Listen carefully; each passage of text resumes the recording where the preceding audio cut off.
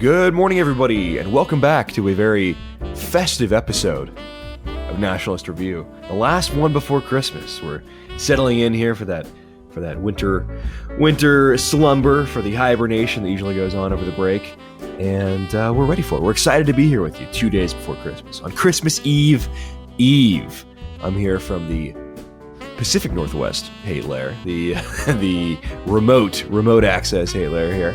And Nick, as always, from the heart of Chicago. How's it going, man? It's going well. Lots of Luis Gutierrez hanging out, huh? That's right. Lots of Christmas cookies for breakfast this morning, and so I'm feeling very good. I'm feeling very charged. Got that sweet glucose running through my veins, ready for a festive episode. How about you? I'm doing really well. Unfortunately, I only brought home, because we sold so many of the mugs, I only brought home one America First mug, and it was in use. I went downstairs, I had some weird green tea stuff in it, so I couldn't commandeer the Am First mug, but I got my local radio station, my local talk radio station mug here. And if you want to get your hands on one of ours, go to amfirstmedia.com/shop. Still time to order those. We still have some of them left. They are going fast. We're selling out quite a few every day, but if you get it ordered now, it'll be shipped out at the end of next week via 2 or 3 day shipping with USPS, the priority mail. So you'll get it in a couple days after we receive them. So no delay. It's effectively we're shipping at the same time as Amazon right now, because they're not going to ship their stuff out until after Christmas either. So head on over there and get that. It's $9.99 right now is the price. That may go up after Christmas. So head on over there and get that now before it goes up. We'll have to consider and check that out and see what happens after Christmas. Amfirstmedia.com for articles. We got the homepage there. It's going to be where we post print articles. Follow us on Twitter, AmFirstMedia, AmFirstMedia. And you can join our Discord server linked below. It'll be linked below in the show notes. Now, if you want to feel festive, if you're feeling festive and you want to send in a one-time donation for Christmas, we would, of course, appreciate that. Helps us fund everything we're doing here. Helps us fund the show and the website and hire new people to come on and make content and all these WordPress plugins and stuff that are not cheap. You can do that. We graciously accept that. You can find our Bitcoin address if you are still holding Bitcoins. You didn't sell off in the massive lemmings over the cliff purge a couple days ago. You can send us Bitcoin. We do appreciate that. And if you want to do it the old-fashioned way, and you know what that is, that's Matt@amfirstmedia.com. Matt@amfirstmedia.com. Do it the old-fashioned way. That is, of course, PayPal. We don't put that on the website because that's asking to get shut down, but you can do that for sure. Matt@amfirstmedia.com. We do appreciate that. So with that housekeeping stuff out of the way, and by the way, we will be doing t-shirts soon. We just have to get around to confirming with our supplier is the issue with that. So with that out of the way, we have a special episode in terms of content. We're now at kind of that 1 year mark, 1 year of President Trump.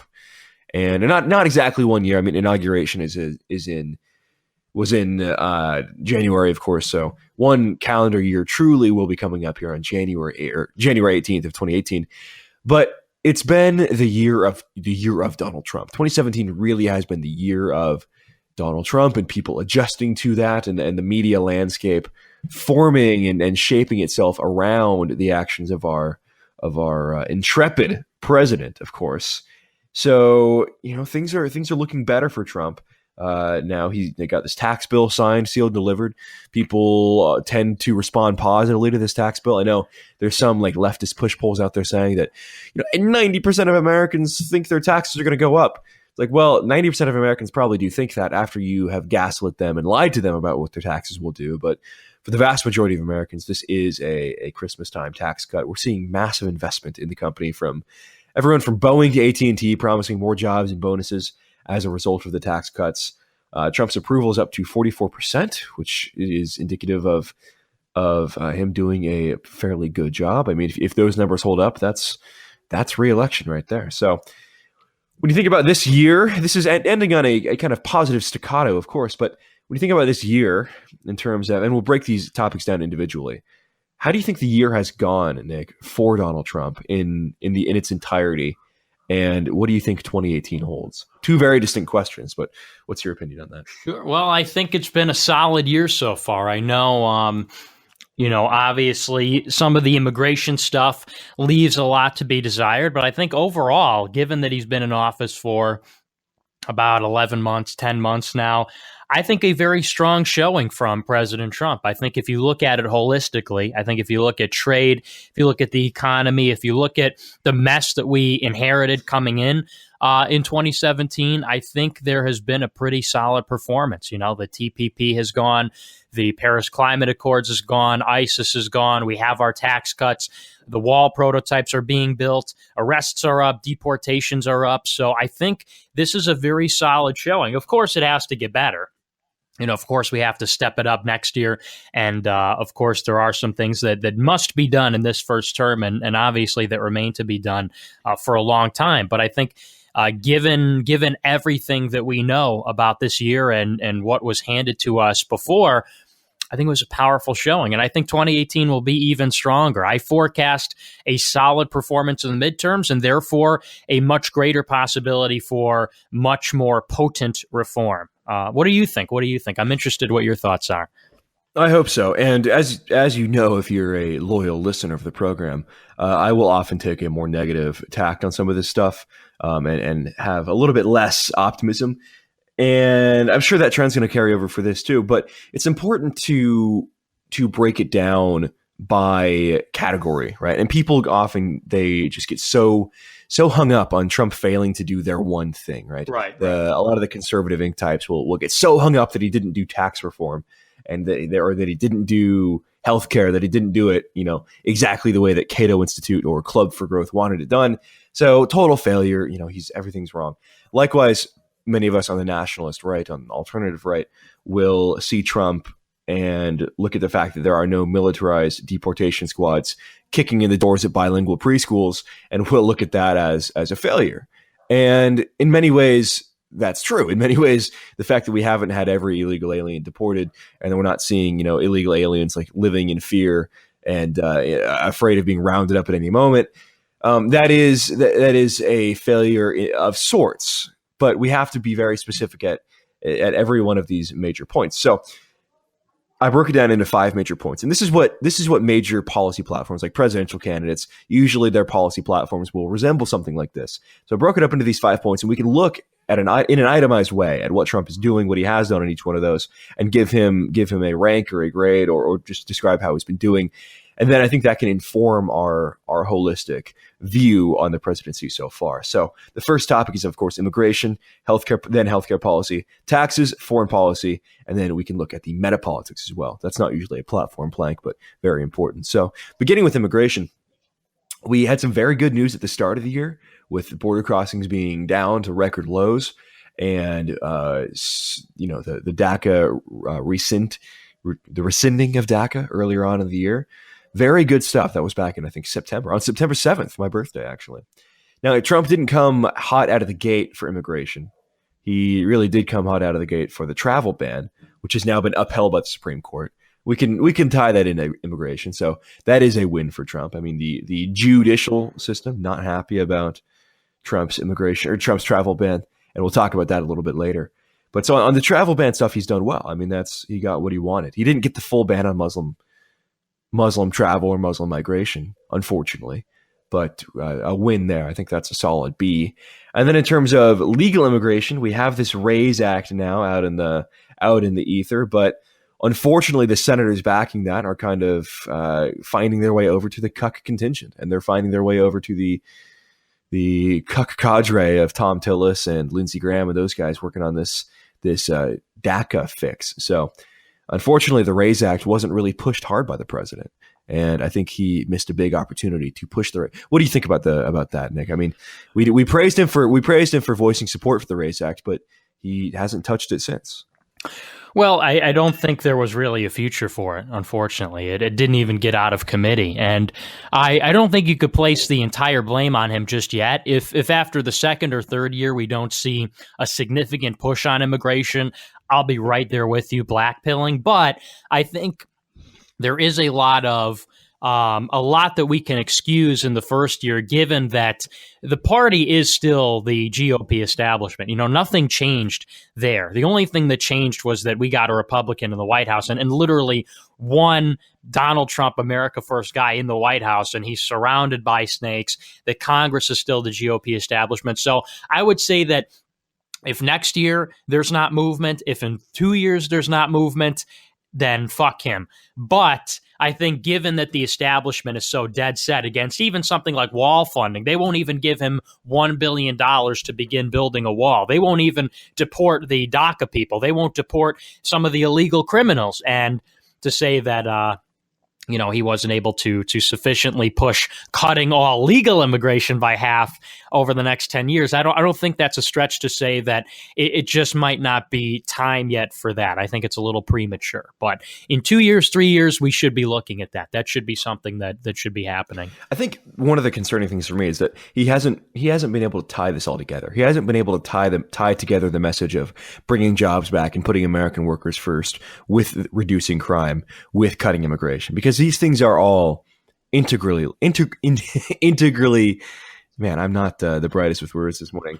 They're all linked. They're inseparably linked, right? When you reduce immigration, legal and illegal immigration, you're going to be benefiting American workers. You're going to be reducing the labor supply. You're going to be putting Americans first. And you're going to be reducing crime because these people are, like we know, bringing drugs and bringing crime. He hasn't been able to pitch this whole package in a unified way. This is something Obama was very good at. We think back on the Obama presidency, and he was very, very good at stumping for his agenda. Okay, Bush wasn't so good at this because Bush really didn't have an agenda, but Obama was very good at pushing his agenda. And this is, I think, an opportunity for growth for Donald Trump. I mean, I'm not saying this to be critical or to just, say he's a dummy or something, but I think he can do better on presenting a vision. Right, the pitch from the White House has been sort of visionless, and we can entertain the notion that yes, this is just going to kind of stagnate and be being kicked around until 2018, until after 18 when the Congress is more favorable.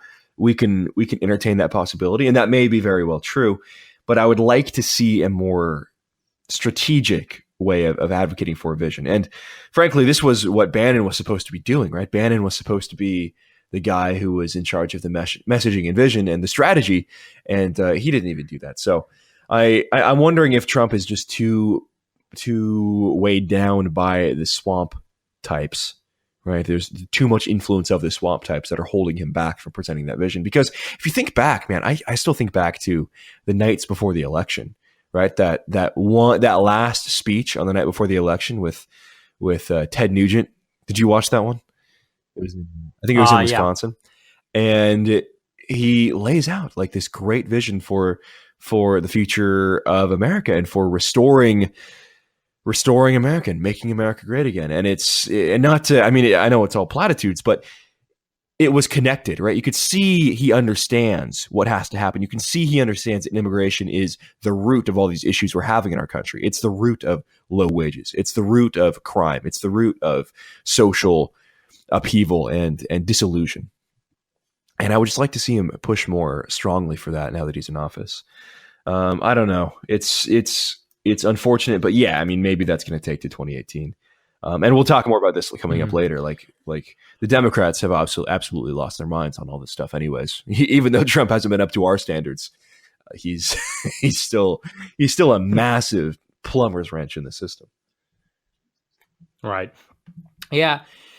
I don't know. I just think that right now he's kind of leading us there. I think the rhetoric on chain migration is very telling, because if you consider that 3 months ago, we weren't talking about chain migration, right? A year ago, we weren't talking about chain migration, and he took what was one terrorist attack and turned that into a major fixture of the White House's messaging. And I think you'll hear about it in the State of the Union. I think you'll hear a lot about this in 2018. I think the conversation has evolved at such a quick pace that people are getting impatient. And I think that's kind of a good thing, because it just goes to show that we have moved at such an accelerating pace. We've gone so far in such a short amount of time that people are a little bit surprised that we're not at cutting legal immigration in half. But people forget that 6 months ago, that was not even on the table. A year ago, cutting illegal immigration was not on the table.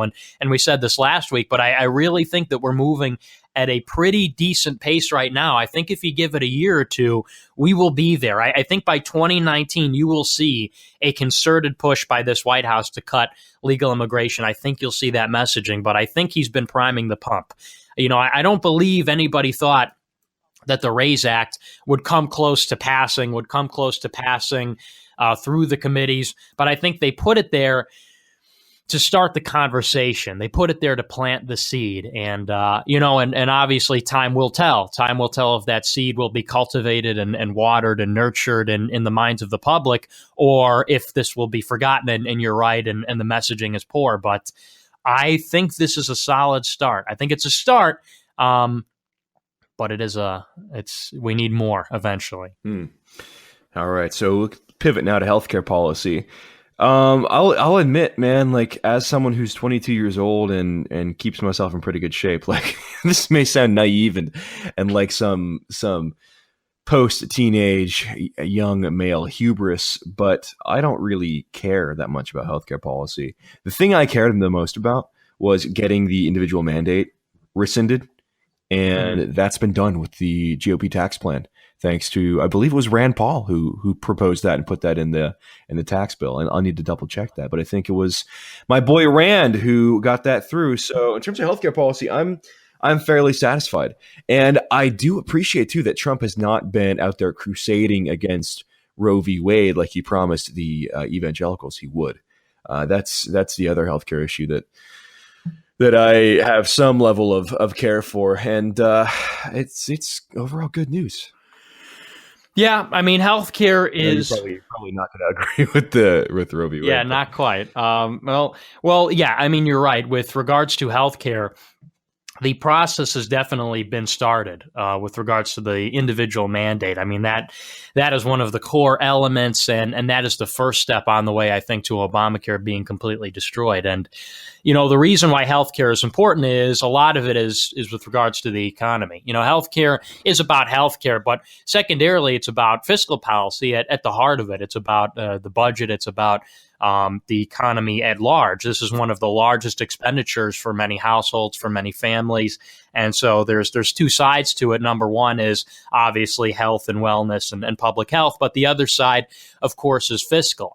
This is a very important thing in the sense that if you look at what Obamacare was doing, which was expanding the Medicaid rolls, it was incentivizing people to get on Medicaid, which increases the deficit. This would have been something that over the course of 10 or 20 years would have been very harmful, would have increased the debt by trillions of dollars. I think it was like $10 trillion over the 10 years or something wild like that. And so in that regard, healthcare policy is very important when you consider that every year half of or 2/3 rather of the budget is mandatory spending for things like Medicare, Medicaid, and a lot of it is healthcare, and interest on the debt is rising, and that's a very not good thing for the country to have significant debt.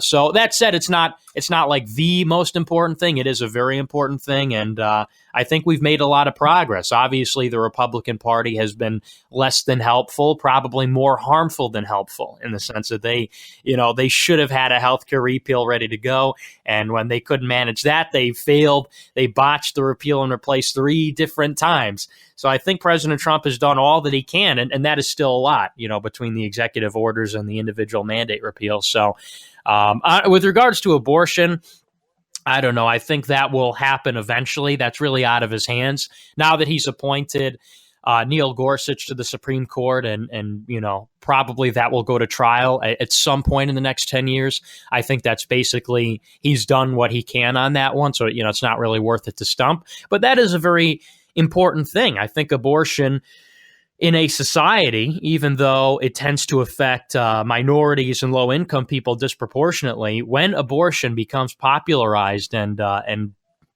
gains legitimacy in the society, that's when you start to see birth rates all across the board go down. Japan legalized abortion in 1948, and their population went bust immediately. And that was in contrast with many other countries in Asia, Europe, the United States. When they legalized abortion, their birth rate went plummeting. And of course, besides that, there's the moral thing that, should we be killing babies? And should we be so sexually irresponsible? I don't know. But I think regardless, either way, it's out of his hands at this point. Yeah. And I mean, we can look at some of the dystgenic effects that abortion bans have too. And I mean, you saw this story out of Ohio with Governor John Kasich banning abortion of Down syndrome fetuses. Like, this is something that is not going to be very popular with anybody outside the evangelical base. So I think it is smart for Trump not to crusade on this in the direction that he had pledged to, just from a purely political standpoint. I mean, most of the country does identify as pro-life. I believe pro-life is the most common identification, whether when you ask pro-life or pro-choice. However, I think most people still do agree that, in the cases of like Down syndrome or like horrific birth defects, that it's probably more humane to allow the parents to make that decision. But either way, I mean, crusading on this issue is not going to make him popular. And it's smart that he dropped that. I mean, that's one of the concerning things leading up to the election is like one of the central promises he was making was to lead the fight to repeal Roe v. Wade. And, every Republican says this, right? Every Republican does say they're going to do that, and then nobody ever does. Mm-hmm. For the past, almost going on 40 years now, Republicans have said this, and it still hasn't been done. Mostly because it's a judicial decision that the president can't actually overrule or override. So it's good that he didn't live up to his promise on this one, in my opinion. It just would have been an unnecessary distraction from more pressing issues. And then in terms of the Obama individual mandate, the thing that really got my goose on this was two tenets. It was one, this coverage for pre-existing conditions, which we haven't talked about this on the show, but I've talked about this on my YouTube channel. Coverage for pre-existing conditions. People envision some kind of like Ebenezer Scrooge type character, like denying you because you have asthma. Right? It's like, oh, you have a bee sting allergy. You're not going to get insurance now. It's like that's not what this does. The pre-existing conditions thing protects people who are like 600 pounds, massively overweight, chronic smokers, terrible condition, multiple diseases, and it mandates by law that they cannot pay any more for insurance than you do. So when they go to sign up for insurance, they're just a fat sack of fucking lard. Right. And they walk into the insurance company and they get the plan for $100 a month. And 20 years old, keep yourself in shape, eat healthy, diet correctly, take care of yourself. The insurance company legally cannot charge them more for their pre-existing conditions, and they have to charge you the same rate. So that is what really triggers me about the pre-existing condition requirement.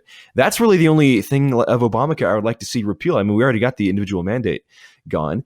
And then in terms of healthcare, man, I mean, the opioid crisis would be another good thing that Trump could address. I know he's made overtures towards that, but we're not seeing a lot of action being taken. Maybe there's something legislatively in the works on that, but yeah, I mean, overall on healthcare, I think it's been sort of a mixed bag. There are positives and there are negatives, but nothing really stands out to me either way as being a massive success or failure. Yeah.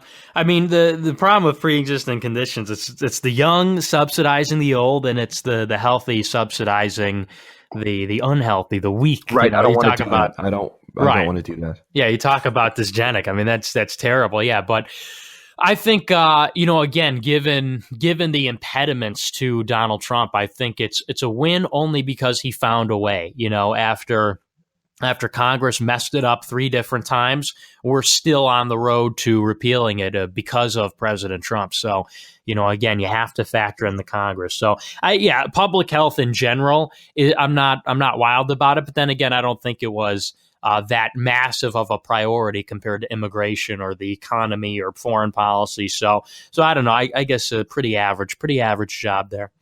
This is another hole you can thread the America First needle through, though, too, with healthcare policy. You can propose, and I would like to see Donald Trump do something like this, propose some kind of national health initiative. And do what's wrong with that? I mean, we are one of the most obese countries in the world, right? People are in terrible shape. Oh, I thought you meant like nationalized healthcare. No. But I mean like some kind of national, like voluntary, of course. Okay. But like get yourself in shape, you fat fuck kind of initiative. Yeah. Something like this. If we're going to be funding these programs anyways, Dem programs, we're going to be funding Dem programs anyways. It might as well be something that inspires people to improve their condition, to get in shape, because I mean that will have great effects for us in a fiscal sense, right? Because we're subsidizing the healthcare of all these fatties right now, and all these people who are in terrible shape.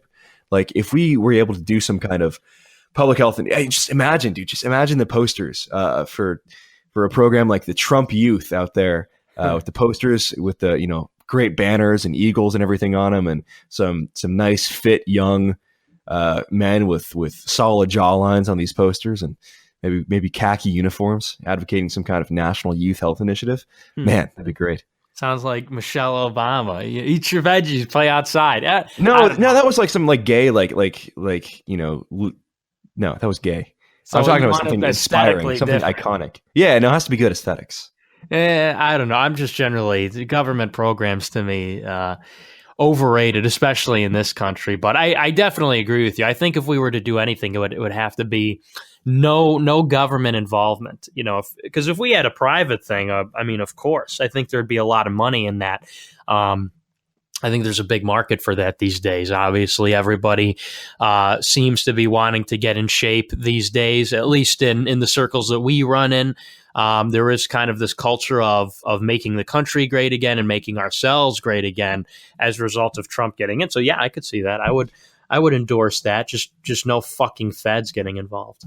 Well, the thing about federal involvement is that we do these things anyway already. I mean, the government funds the ad council, right? And then the ad council. Let's just not, though. How about we stop doing like gay smoking PSAs and we just like, it's, hashtag SIGs inside, by the way. And then how about we stop doing that and we just fund like great, like inspiring propaganda videos about a bunch of like, we just get a video with like the golden one, like, just lifting. And I don't know, man, I would like to see the ad council fund like Rich Piana workout videos. That'd be pretty fun. Rest in peace. It would be fun. Yeah, I guess. Yeah. Anyway, so just inspiring youth initiative there. We could pivot now to taxes. So, healthcare policy, I mean, what? I would give him probably like a B minus on healthcare. Positives being repeal of Obamacare, negatives being lack of action on opioids and everything else. But all things considered, B minus. Taxes. This is of course the one in the news now. This is the big win, right? Is the tax plan, and I think he did fairly well. I mean, we've covered the tax plan in depth already on previous episodes.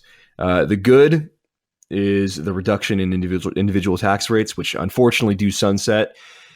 The bad is some of these more permanent corporate handouts, but we'll have to wait and see, Nick. I mean, I know we debated this hardly, and we're starting to see some of this corporate investment come back to America. Now, if this can hold and if this maintains, then I will fully concede that you're correct, because we are seeing some very positive news. I mean, AT&T, 200,000 employees getting $1,000 bonuses. Boeing is raising the lump sum payment to their employees. They announced that in the news this week. So, and they're bringing more investment back to the U.S. So, if this trend holds, then we're going to be in very good shape. Now, the thing to look out for is if they treat this like the Bush tax cuts, where they do a couple of overtures towards American spending and then hire a warehouse full of Pajeets in India and continue to outsource. Yeah, no, I think it's I like the tax cuts, and I know we did debate about the corporate tax rate. The thing you got to remember though about the individual tax cuts sunsetting is that had to happen, James. We went over this. It would have been against the rules. They would have had to get 60 votes if they didn't sunset. And rarely do individual tax cuts be repealed. George W. Bush's tax cuts sunsetted and they got renewed, So I think I think the Congress in 10 years will renew them. They would be reluctant to raise people's taxes. And the corporate tax cuts, you're already seeing the fruits of that. I know, a lot of that is just PR. A lot of that is just, when you talk about $1,000 bonuses for 13,500 employees in the case of Wells Fargo, that's 13 grand. That's fucking nothing. And it's more of a PR stunt. But I do think overall. What was the bonus for them? It was a $1,000 bonus for 13,500 employees. That was for either Wells Fargo or H&R Block. No, it was Wells Fargo or Fifth Third Bank. It was either Fifth Third Bank or Wells Fargo that did that particular bonus. Yes. But I'm just saying, like obviously, $1,000 for you're right. But still, that's not really a lot compared to. The tax cut they're getting. That's not a lot compared to paying 10% less on their revenue or anything like that. But I do think overall, making this country more business friendly is a good thing. I don't see it as a corporate handout. You look at countries in Europe where their corporate tax rate is 18 or 19%, and in European countries where they cut the corporate tax rate, GDP went through the roof compared to before. So I think that was a good thing. I give them a solid A+ on taxes. I think the tax reform was a massive win all the way around. Yeah, the major thing holding me back from giving such a high grade on tax reform is that they created this perverse incentive structure that will hopefully not, but has the potential of driving more jobs overseas. They're not taxing the income earned on foreign profits, which incentivizes expansion into foreign markets. That is slightly concerning, only because that can lead the dog to chase the tail, so to speak, and incentivize more offshore investment. Hope that doesn't happen. Hope that isn't how it goes. And they're actually rewarded now in the tax plan for having more foreign factories. Not good. I would have liked to see more tariff tie-in with this, more of a economically nationalist uptick in policy here, but overall fairly good. This is a solid A- in my opinion. The thing is, for a lot of working class people, for a lot of working class families, this will be huge. Like we talk about $1,000 bonus or something, but you have to remember, like, hell, for us that would be huge. That would be a huge bonus. Right. And you can only imagine the effect that's going to have for people who are really, really like trying to make ends meet. Each parent working a job at $35,000, $40,000 a year. They have a couple of kids. They're trying to put food on the table and provide a good life for the kids. I saw a bunch of leftist journalists on Twitter saying only because the tax rate came out to like $200 a week for a lot of working class families. Like, only $200 a week. Wow, only $200. It's like, okay, you are some West Coast or East Coast, like rootless, cosmopolitan, transnational elite with family in the banking industry, and you guys are rolling in dough. You got millions and millions of dollars, getting these $1 million salaries from MSNBC or New York Times or wherever you work. Okay, $200 doesn't seem like a lot to them, to these journalist elites, but to the average American, like $200 a week, dude, that's college savings account right there. Yeah, for a couple of your kids, like that can, the importance of that cannot be understated. Right. Well, yeah. When I say that it's not a lot, I don't mean for the people. Obviously, that's a massive injection for. Right, but in terms of what the companies, yeah, no, I completely understand. Right. Yeah. Exactly. But yeah, no, I don't really downgrade him because there was no trade in there. I think trade happens to be a separate issue. Monetary, trade, and fiscal, I see as all three different things. So I don't really fault him for things that are not in there. I just think that the stuff that is in there, with the exception of incentivizing foreign investment, I think it's very positive. And you're already seeing a very strong economy, even in anticipation of the tax cuts. We gained 5,000 points in the stock market throughout the year just in anticipation that something like this would happen. And 3% growth for 3 quarters. It's forecasted that we had 3.3% the second quarter, 3.1 or 3. No, it's 3.1% the second quarter, 3.3% the third quarter. It's forecasted 3.2% the fourth quarter. We haven't seen growth like that in 12, 13 years. So that's a massive thing. So we got to give him, whether it's an A- because there wasn't trade or an A+ because, whatever.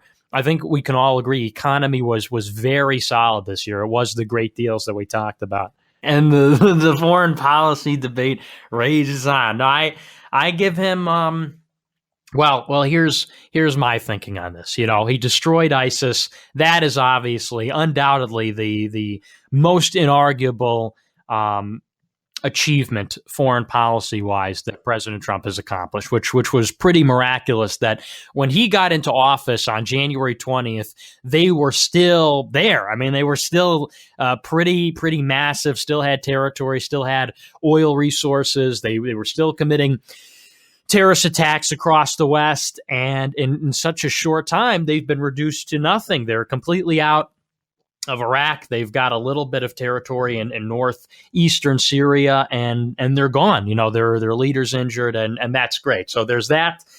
With regards to North Korea, I think he has handled the North Korea situation. He's played it very aggressively, admittedly, but I think he's handling it very well. I think he's handling it with great tact, with great judiciousness. And you saw today there was another defection from the North Korean border. A North Korean border guard defected to South Korea, and you saw another one just 5 weeks ago.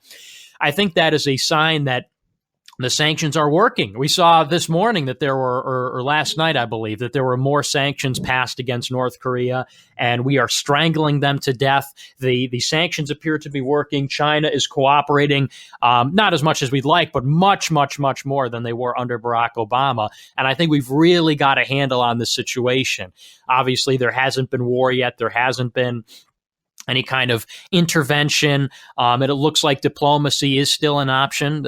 Some of the overtures from the State Department and from the White House appear to be symptomatic or indicative, rather, of a more diplomatic approach that's in the works in the West Wing. So I think the North Korea situation is solid. I think if you look at our diplomacy around the world with regards to countries like the East Asian countries, like when President Trump went on his Asia tour and he visited Japan and South Korea and China and Vietnam, I think he has fostered a really, really cooperative yet assertive relationship with these Pacific countries. I think if you look at his reception in Saudi Arabia, his work in diplomacy with the heads of states of countries like Egypt, Afghanistan, Jordan, and others, I think he's really handling the Middle East well, with the exception of the Israel stuff, which I do not understand why this has happened, particularly with the capital.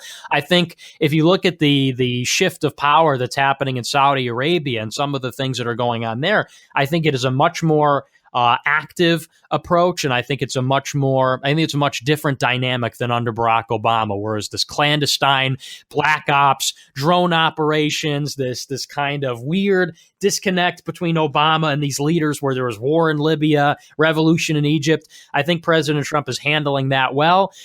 With regards to Russia, I think we are forming, again, a respectful and a relationship based on respect relationship with Russia. I know, it hasn't been the friendship that many people expected or wanted, but I think we're starting to build a new relationship that's based on a mutual respect. And it hasn't gotten off totally to a friendly start, I think, because there is a lot of mistrust, and understandably so, between our two countries.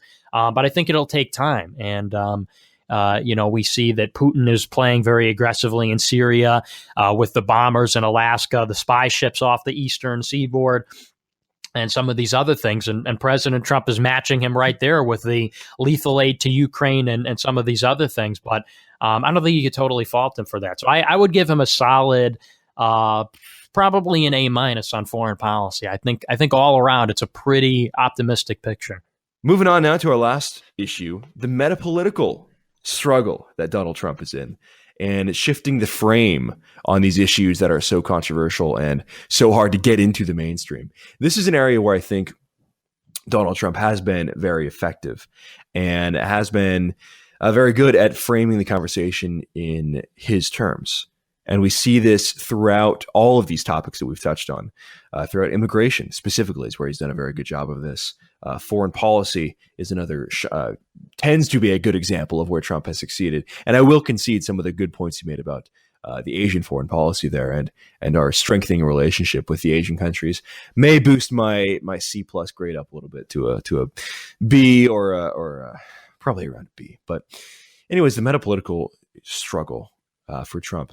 He's been very good at framing immigration questions, introducing new immigration issues into the mainstream that have not been introduced, bringing the idea of cutting chain migration, for example, into the mainstream, which is something that no one was talking about before Donald Trump was, which tends to be a theme on immigration topics. Overall, and in this sort of, it's hard to define, hard to quantify, but in this sort of metapolitical battle, how do you think Donald Trump has been doing? I think it's been very solid. I mean, we talk a lot about the dialogue. We talk a lot about the Overton window, that abstraction. But I really think he's been pushing the bounds of what is acceptable and just creating a viable alternative to the globalist establishment vision that is both left and right. I mean, if you consider that before Donald Trump got into the race, you had fucking 5 neoliberals and neocons to pick from with like varying degrees of neoliberal and neocon ideology, whether it was, do we let in all the illegals? Do we let in everybody who wants to come here? Or are we going to keep out like the worst terrorists from Somalia? Are we going to cut taxes 100% for corporations or 150% for corporations? So I think that Donald Trump, by virtue of him becoming a permanent fixture in the political atmosphere, becoming a permanent fixture in this,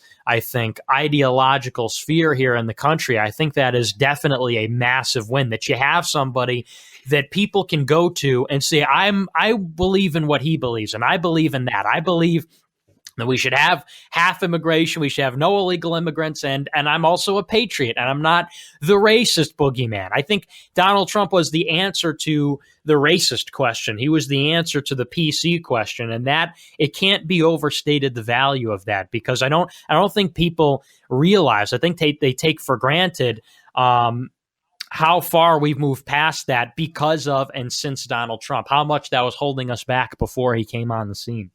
Very true. Very true. Yeah, I think things have been going well in that realm, and the war in the media is important to quantify too.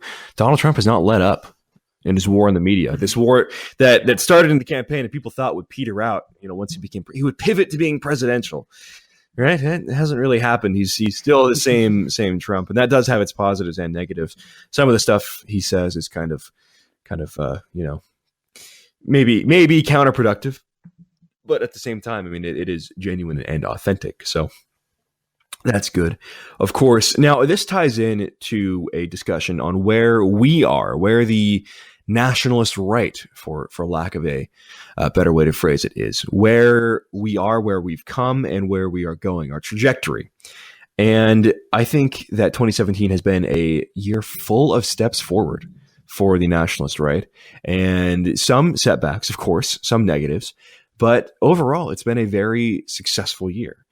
And we can see this in one of the ways we can see this, not the only way, but we can use the media's level of outrage and, disbelief and shock at the idea that people are starting to take their own side. Americans are starting to take their own side.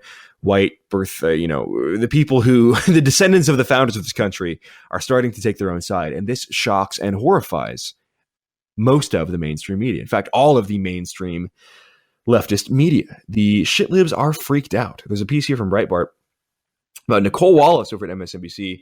She says, racists think they have cover while Trump is president. This was Friday on MSNBC's Deadline White House. Nicole Wallace said President Donald Trump gave cover to white nationalists and racists while serving as commander-in-chief. Racists, of course, is a made-up term used to disparage white people who want to put America first or put the interests of, they want to put their own interests first. Wow, imagine that, a white person putting their own interests first. Unbelievable. Super, super totally racist. Joy Reid said, I think Charlottesville has crystallized what the core complaint about Donald Trump has been throughout his public life, which is that he brings forward blatantly bigoted views and that he has a soft spot for people like those tiki torch marchers, that he does see some sort of redeeming quality in white nationalism. She continued, he is unabashedly white nationalist in his sensibility, and that's where he still stands even now. I think not since Woodrow Wilson have we had a president that had that embrace of that kind of white supremacist attitude and not be embarrassed about it. Wallace said George W. Bush stayed really quiet during the 8 years of the Obama presidency because he'd been in office and didn't think it was helpful for the office of the presidency to have any of your predecessors there offering commentary. What really surprised me, he made a very pointed speech with a direct rebuke of Trumpism, if not Donald Trump, and one of the most memorable lines, you and I were on air together that day, Rev, is that bigotry has been emboldened, and I wonder why more Republicans won't speak out about it. We don't need to debate whether Donald Trump is a racist because the results speak for themselves. White nationalists, racists think they have some cover while he's president.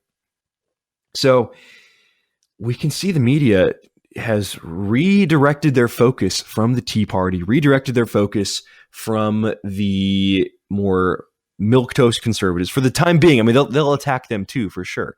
But they've redirected their calculation. They've recalculated the main threat, not as libertarians, not as Tea Party, not as, small government types.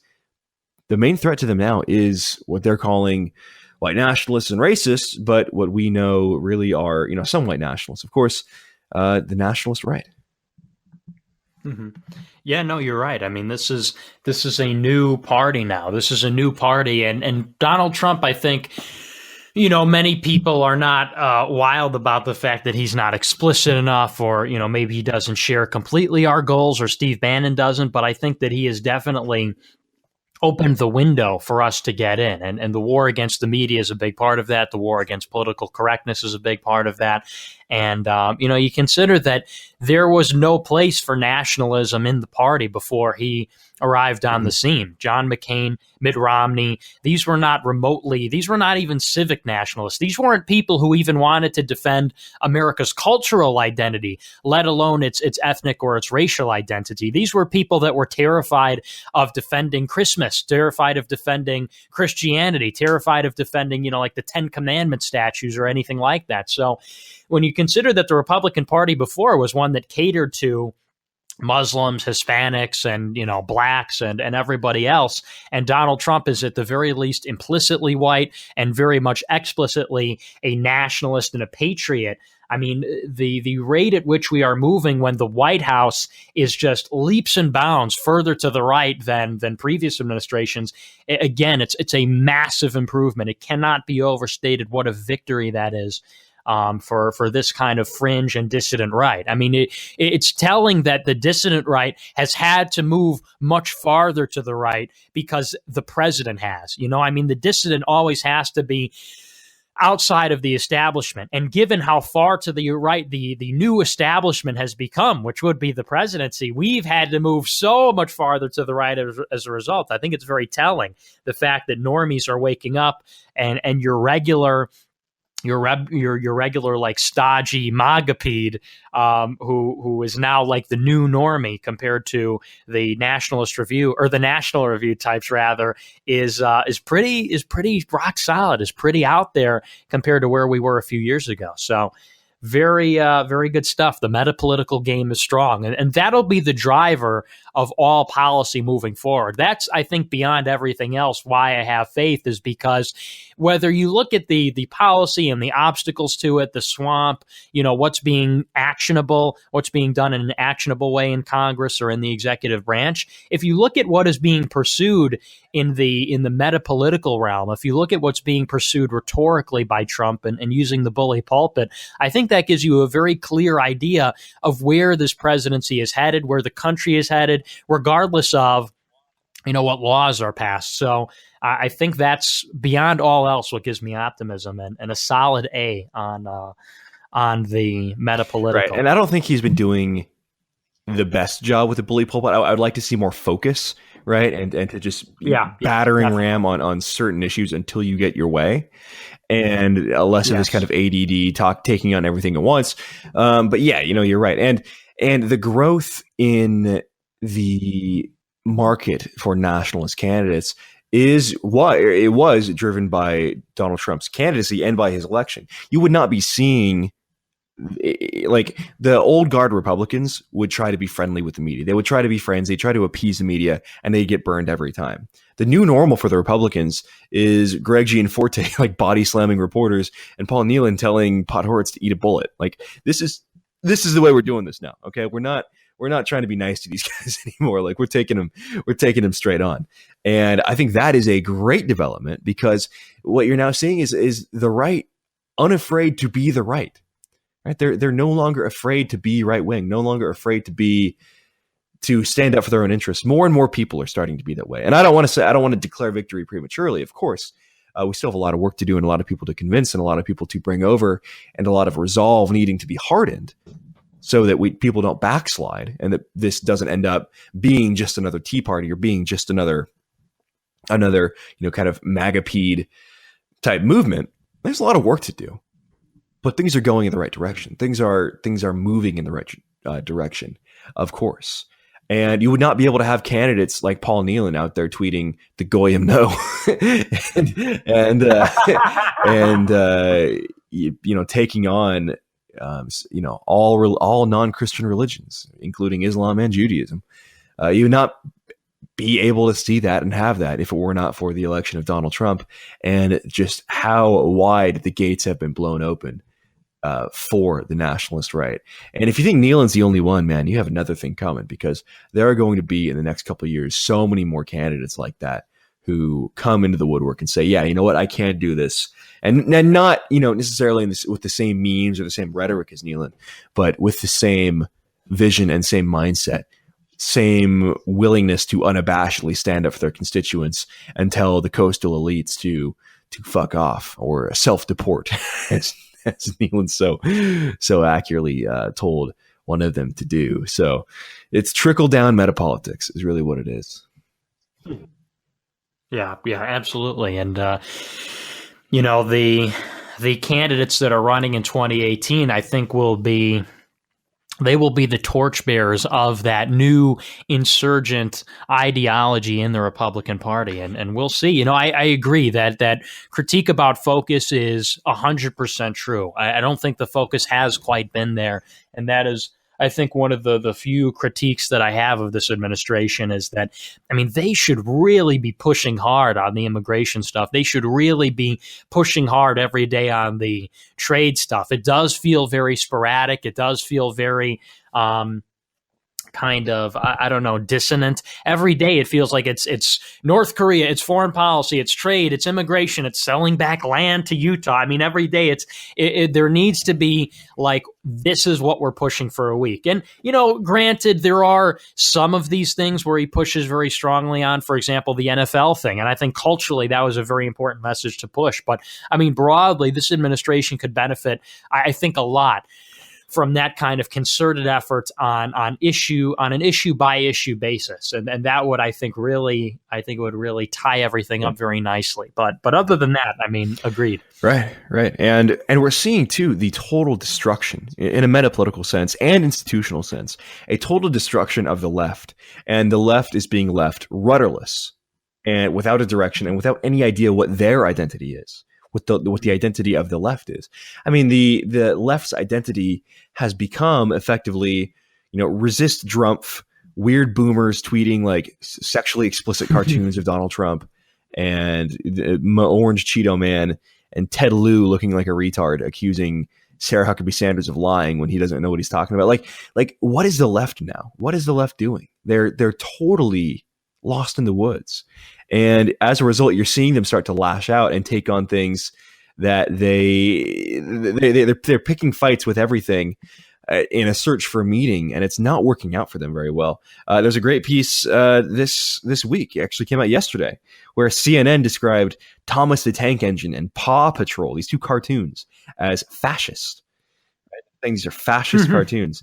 And the commentator, Alyssa Strauss, sorry, different name, same origin, saying that these kids, oh my God, they're watching cartoons where white males are in charge, where white men are in charge, and there's rules and there's order. This is terrible. We need to stop this. And they're saying that they're freaked out about children turning in for, as she describes, a regular dose of primary colored authoritarianism. And like their new MO is just war on everything traditional, I guess. War on the patriarchy, war on white people, war on Christmas, war on like they don't have a direction or a vision. They just want to destroy. That's what they've been reduced to. And before this, like in that period from 2013 to 2016, early 2016, the Democrats could say that they had a vision, right? It was a perpetuation of the Obama agenda. It wasn't good. It wasn't an agenda we liked. It wasn't something we supported, but they could at least say that they had a vision to put working families first and help them out with Obamacare. And I guess that's really what it was boiled down to. But even that, which is comparatively small when you look back at like Obama's 2007-08 vision, which was very grand and promising, even that has been reduced to nothing. Their vision is now attack Trump, try to get him impeached, and call him Trump and post weird cartoons where he has milkies and he's a baby. Like this is the left in 2018.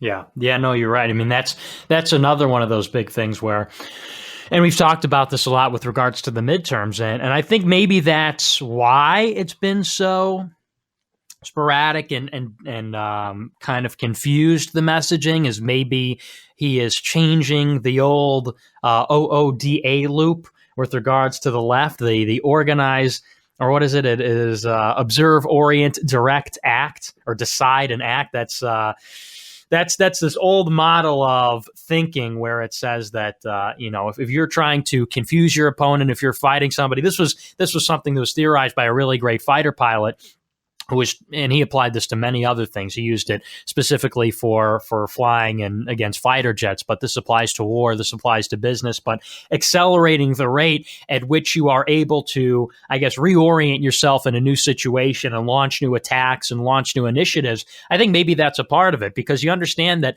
with all of these different attacks that Trump is launching against the left from every perspective, every angle, every week it's a new thing, whether it's on the kneelers, it's North Korea, it's this or it's that. And the left have been driven to a purely, like you said, a reactionary party. Not reactionary ideological, but I guess reactive would be the better word, in the sense that there is nothing new coming out of the left. Nothing that the left has done have they taken the initiative on. Everything has been a reaction to something Trump does, and every reaction that they've had has been 100% predicted, 100% forecasted, and 100%,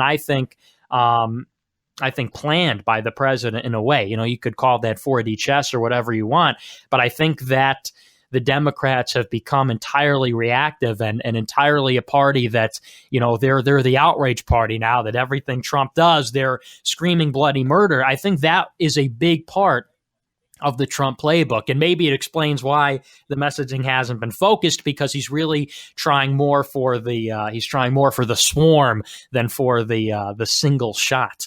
So, but yeah, I mean, that's a solid point, that the president has reduced the Democratic Party, the mainstream media, Hollywood, to kind of these sputtering and confused and utterly irrelevant people in terms of the political realm. I don't think anybody looks to MSNBC or the mainstream media, at least if you're talking about independents and centrists, as legitimate or credible, or like there's anything new coming out of them. There's no vision. There's no purpose really besides opposition. He has successfully branded them as the party of opposition. So a solid victory. I think that is probably the most commendable, the most innovative part of this administration so far. And I don't think it's even happened under the direction of President Trump. I think it's just happened naturally. I think it's just their natural reaction that we've seen really beginning in 2016 and is now it's now becoming their only course of action,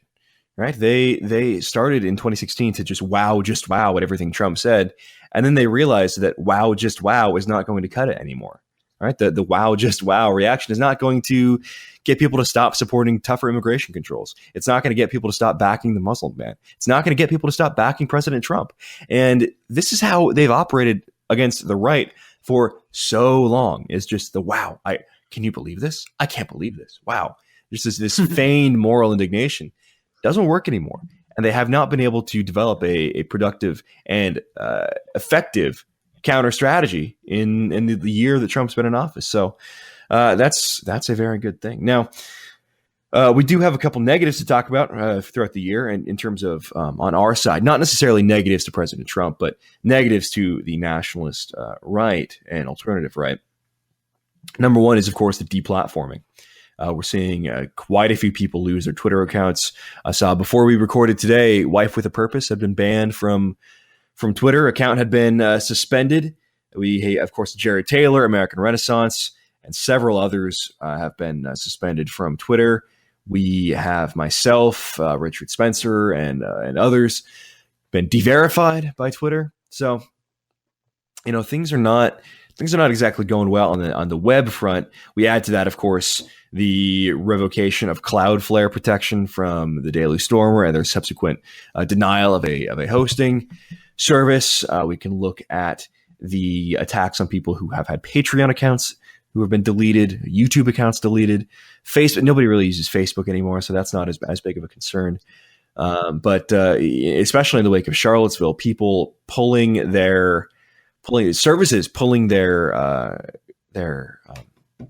from people they disagreed with, like Lyft. I was banned from Lyft. I took one Lyft ride, got banned. Uber, I banned from Uber. Like all of these different things have all come down and coalesced. The giant tech companies have really coalesced to crush any type of nationalism or internet dissent they disagree with. So that is pretty negative. And then that ties into censorship and demonetization on YouTube and other platforms, which have had a negative economic effect on right-wing content creators. So I think those are really the two big negatives to walk away from the year with, realizing that we're not going to be able to compete on a level playing field with them, with the left. The playing field will always be sloped against us, and it'll be an uphill battle. We just won't have this access to the same technology or communication platforms they will. And if we do, it'll likely be shadow banned and otherwise restricted. So we can't communicate with people. I mean, I'll put out tweets that are pretty good tweets. Like I know I shitpost a lot on Twitter, but I'll put out tweets that are pretty good and get like a tenth of the impressions that I got only 2 months ago. And my followers have increased by like 8,000 in that time period. So 33% increase in followers, yet like 100% drop in impressions. I doubt it. It's clearly shadow banning going on. Clearly not very cool from Twitter. Right. Well, this is the Empire Strikes Back. That's what we're living through right now. Is they didn't take the threat seriously of Donald Trump and the dissident right. He won spectacularly, and people like you and I, people in the nationalist right, came to prominence or some form of it, gained momentum, gained some legitimacy. And I think the people, the people that run all these things, the people at YouTube and Facebook and Google, who all seem mysteriously to be kowtowing to the ADL. The ADL seems to have their fucking fingers in all of those companies, dictating their nose in there for all of them. Kind of. Yeah, it really gets the noggin jogging. Really makes you think.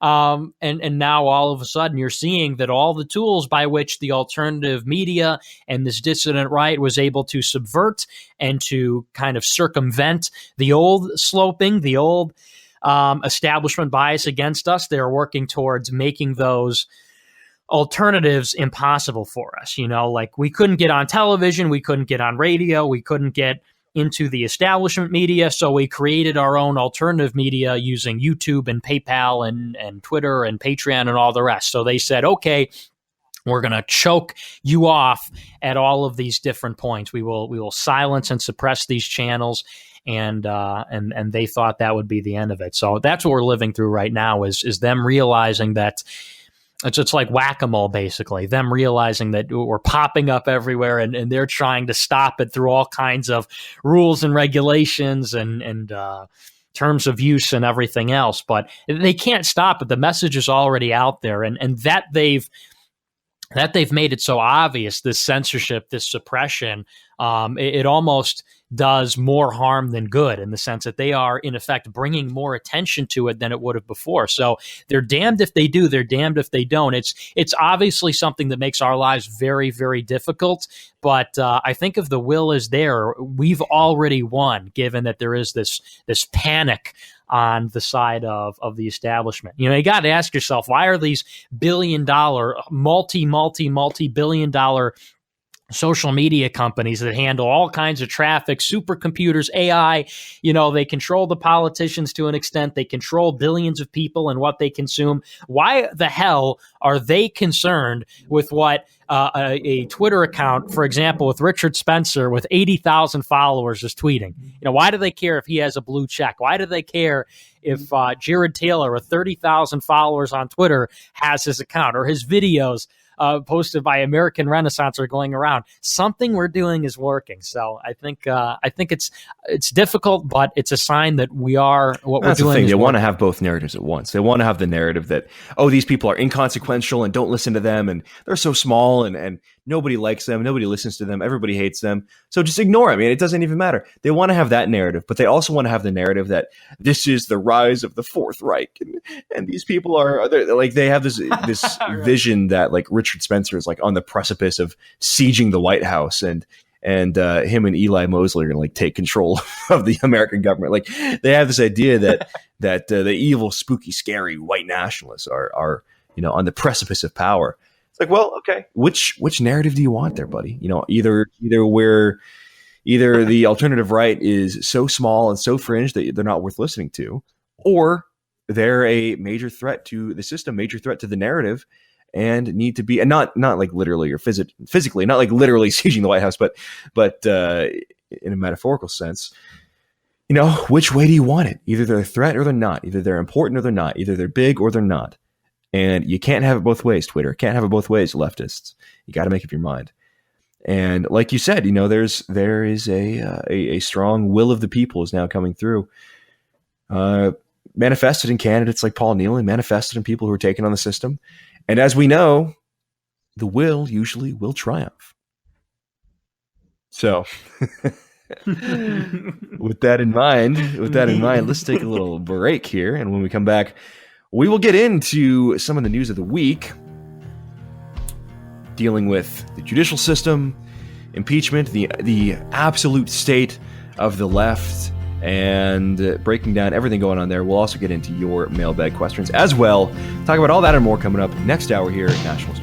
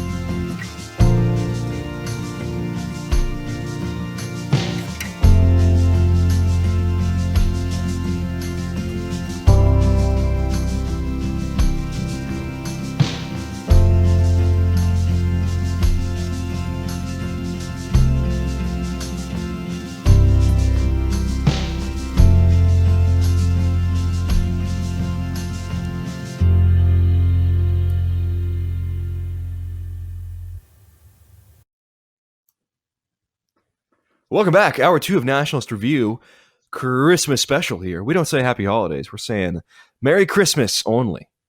Happy Hanukkah out there to Will Chamberlain as well. Hope you appreciate that meme Paul Nealon shared of you getting thrown out of a helicopter. Good stuff. Anyways, we are going to lead the second hour with a little game. We're going to play a little game here. We don't do a lot of games. This is not a game show, but we can make exceptions. So, Nick, I'm going to present to you 2 quotes, okay? And you tell me, each one of these quotes is from a conservative figure. You tell me, based on these 2 quotes, who was a national field director for a conservative Inc. organization, and that's that person 1, and who was kicked out of a conference for conservative Inc. operatives and denied employment because of their quote. So one quote came from a director, one quote of a national organization, and the other quote came from a person who was applying for a job and trying to work with them. You tell me who said each, okay? Mm-hmm.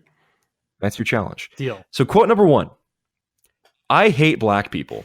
Like, fuck them all. I hate blacks, end of story. Okay, that's quote 1. Quote 2 is race mixing is degenerate. Who was a national field director for a conservative Inc. organization, and who was kicked out of said organization? I would have to say, James, is the national field director the first quote? Well, you wouldn't think so. Right? You wouldn't think so, because one is definitely more explicit and overtly racist than the other, right? Quote 1 is more racist. You would think that's the guy who gets fired. Mm-hmm. But no, it's not. Quote 1 about the blacks in her linguistics there is from former national field director of Turning Point USA, Crystal Clanton. Charlie Kirk ally, good buddies with CK and Josh the Foe and the rest of these like freaks out at Turning Point USA, says, I hate black people, fuck them all, I hate blacks. Okay? Turning Point USA, by the way, is the same organization where their members will come out and get all high and mighty about natural conservatives and conservative minorities and expanding the Republican Party and how the alternative right nationalists are a bunch of racist bigots for wanting to defend their culture, defend their country, and defend their nation. Right? We're the racists, according to these people. And I'll tell you what we say in private, not much different than what we say in public, right? We're not in, this would be the equivalent of us in private going around saying like, I love open borders. I just really want more chain migration. I want the country to be brown. Like that would be the equivalent here, right? The one public position, private position, right. No, we're not doing that.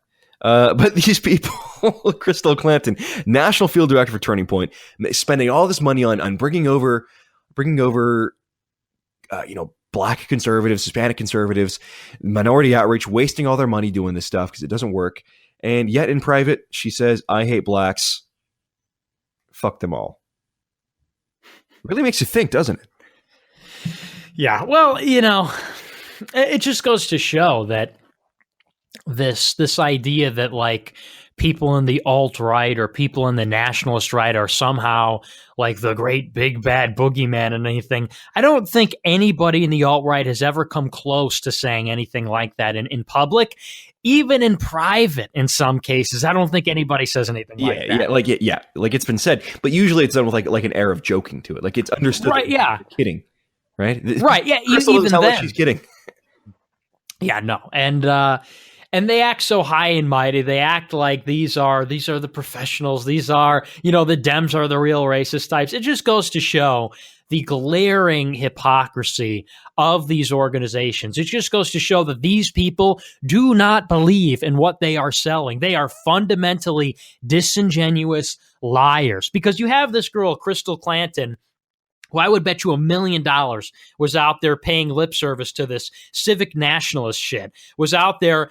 I was the one who got fired from the Leadership Institute for saying that if there is an interracial relationship, that is not a moral thing. That is not something I agree with. I didn't say black people are bad. I said when you have different races entering into a relationship, I just disagree with that. She's out there saying, I hate all of them, and I would bet you a lot of money she was out there saying civic nationalism is the way to go.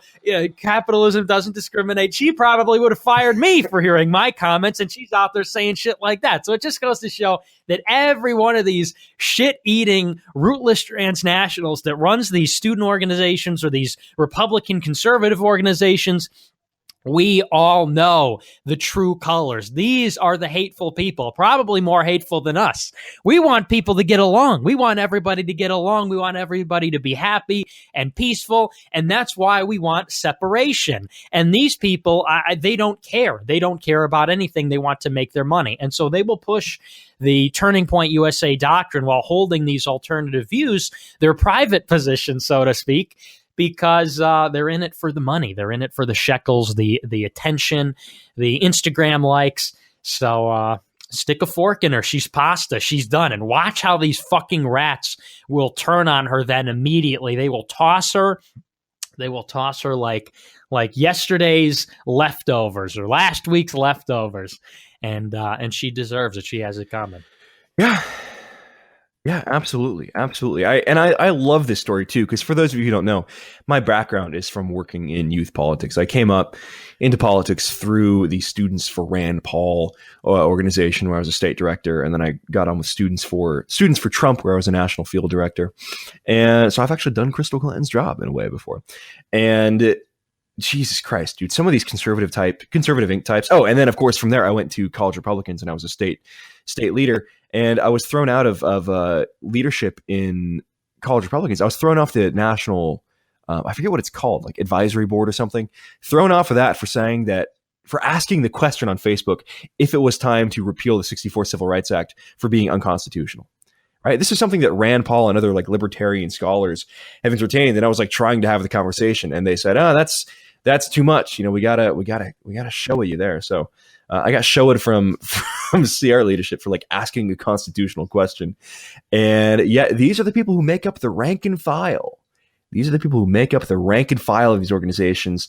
And they like, look, this isn't even like an intellectual commentary on like race relations, right? This isn't saying like, well, you know, diversity and proximity is going to lead to conflict, and maybe for the good of all people, like things would be better if we had, you know, separate communities. And look, not even saying that. She's just saying like she hates blacks. Like people say that we are racist or that we are hateful or whatever. It's like, clearly that's not true. Like, we're not out there saying, you know, fuck this group, fuck that group, fuck these people, because that's not actually what we think. Like we understand that, you know, groups don't often get along very well, but that's fine. I mean, like, that's how it's going to be. That's human nature. Right. So let's work out a solution that's amicable for everybody. These people just like hate blacks. She's just saying she hates blacks. Not even like a political solution to this. Yeah. Well, right. I mean, that's exactly right. We see what is going on in the country with regards to the different races and then the obvious conflict that is brewing between these factions, these tribes. And we say, from a totally academic, from a totally objective point of view, and we say, how can we make this work? What is the solution that needs to happen to avoid bloodshed, to avoid collapse, to make these things that we don't like, these, you know, this brewing conflict not happen? And we say, well, we look at the data, we've diagnosed the problem, we've diagnosed why this is happening, and, you know, here's our solution. We are trying every day to tell the truth to avert this controversy. And you have these people, you're exactly right, who it's just outright, no, I just hate these people. You know, I don't think anybody, at least in my case, I do not hate any other races, even the races that we might, you know, say need to be held to a higher standard, even people who we say there's certain patterns or issues. It never, ever comes from a place of hate. It never comes from a place of outright or abject hatred or malice towards another group. Even if you look at Israel, when I bag on Israel, I say it because our politicians are betraying us to the benefit, to the self-interest of Israel. Makes sense why they're doing it. I don't hate them. But then you have one of these people who just outright, no, I just hate them. I just hate these people. And that just goes to show that these scum-sucking, bottom-of-the-barrel rats in these institutions, in these conservative ink groups, are as bad, if not worse, than anybody else on the left. These people are scum. And certainly anybody worse than it. Turning Point also is famous for their campus activism, like wearing diapers and pretending to be babies.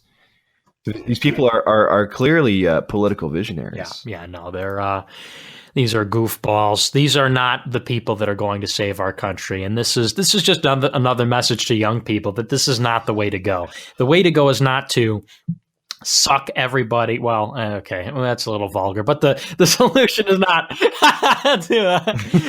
climb the ladder. There we go. To climb this greasy, disgusting political ladder, and all the while betray and backstab your buddies and your friends and your own people to a significant extent. There is no salvation that awaits you. There is no effective change that will be made from within the system.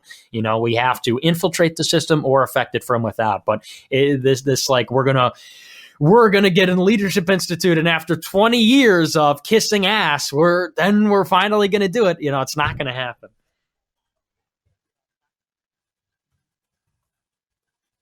No, it's not. I mean, and especially with the digital fucking environment today, dude, it's like any joke, like even if we were to say, okay, she was joking or something, like, sorry, when you're in a position where you are out there and your organization is tut-tutting and tone policing and saying, oh, you can't make this joke, you can't say this, we can't be racist, can't look like racists. This is one of the things these fucking goofballs always say. Remember, like a few months ago, we played clips from that show where what's her name, Emily Faulkner.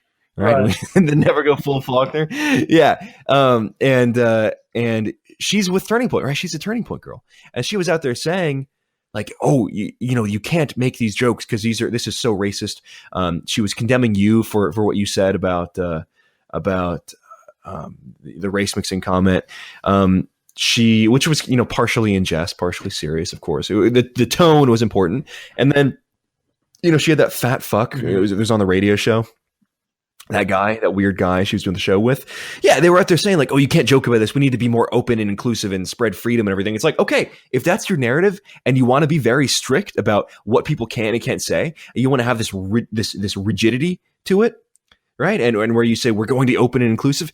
Sorry, behind closed doors, you can't make these jokes anymore. You can't do that, right? If you're going to be policing the sense of humor publicly, you lose the moral high ground. For people like us, like. We're not out there trying to police that, right? We're like, people want to make off color jokes, fine, whatever. I don't really care.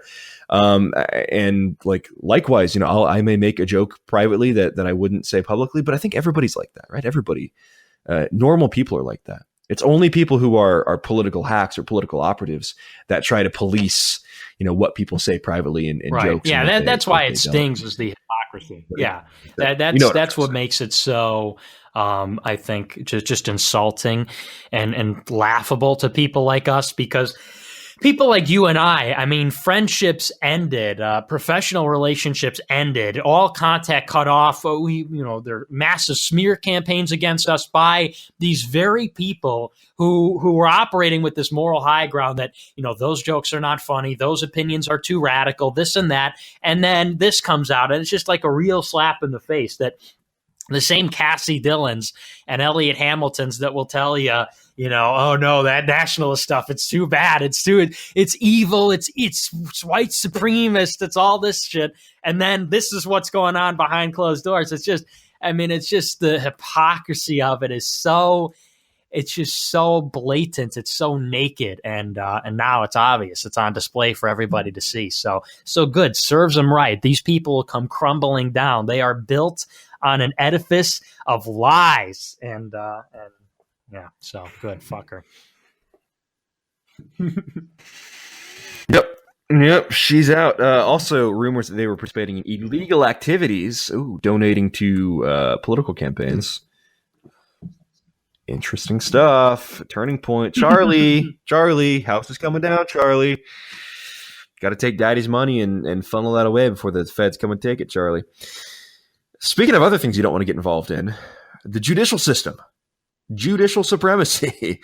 Another appeals court taking a shot at Trump. Like we talked about in the first hour, the left is fairly directionless, doesn't really know what they're doing, doesn't know where to go from here.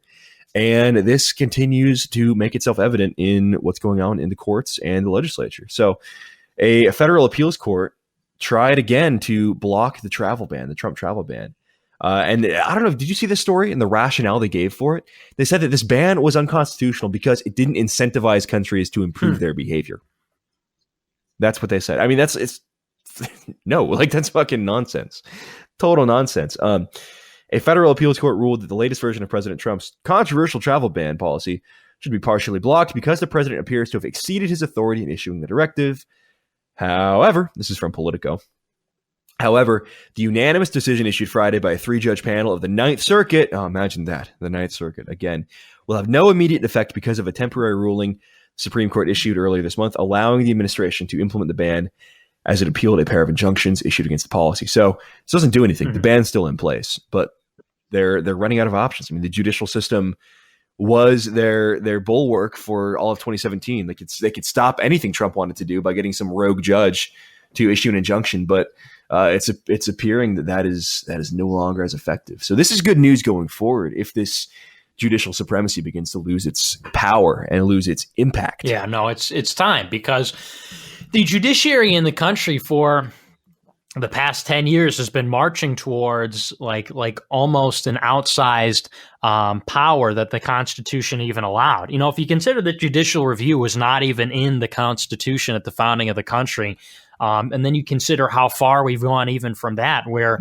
you know, if you looked at some of the rulings under Barack Obama, from the individual mandate to gay marriage, that were just abjectly unconstitutional, and there is nobody at the state or federal level who can challenge that, who can question that. And then with Donald Trump, with these, like you said, the one rogue judge gets veto power over any executive order or over any act by the Congress. It was just going towards absurd proportions that the judiciary had this outsized power over policy and things in the country. And so I think this is good. I think that President Trump is pushing the issue here and pushing the envelope on the immigration ban and testing them is solid, because he has the most solid footing to stand on with regards to the refugee ban. I mean, if you have a federal judge in the Ninth Circuit that's saying, you know, I'm giving an injunction on this, it's not going to go through, this is going to severely undermine the credibility of the courts and the power of the courts, given the fact that on this particular issue, the president happens to have very broad congressional and constitutional power on immigration. If they had challenged him on I don't know, something else, really anything else, maybe something regulatory, maybe something with regards to Obamacare, something fiscal, regulations maybe, because that's interstate commerce, I think they would have a leg to stand on here. But that they went after him on immigration has been a suicidal mission for that outsized power that they are so ambitious in trying to attain. So it's not a good day for the courts. I think that it went through anyway is another striking blow for this court that since President Trump got inaugurated, it's felt like we've lived under this judicial tyranny. So good.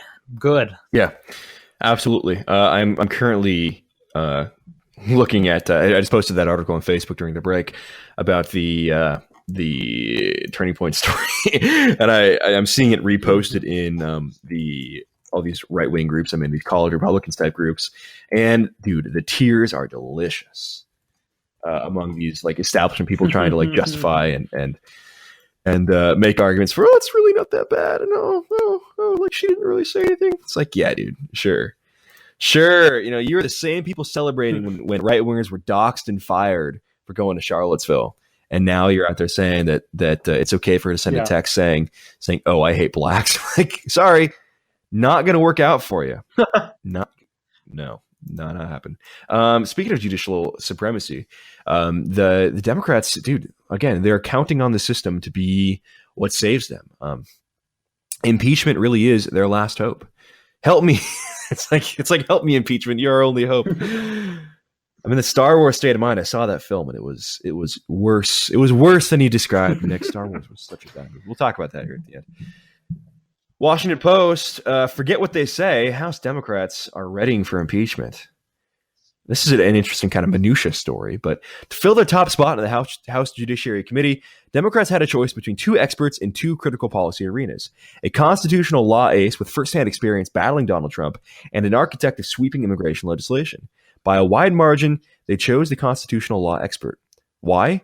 To ready themselves for a battle with President Trump that could end with impeachment proceedings. They chose this guy, Gerald Nadler from New York. He's now the highest-ranking Democrat on the Judiciary Committee in the House.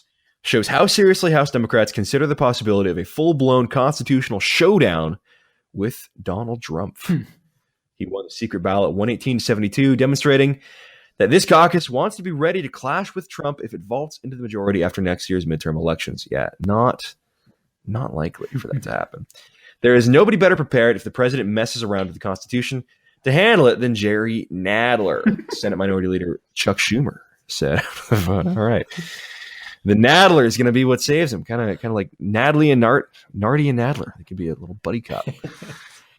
Buddy cop taking down Drumpf situation there. Yeah, no, they're count, dude. All their eggs are in one basket.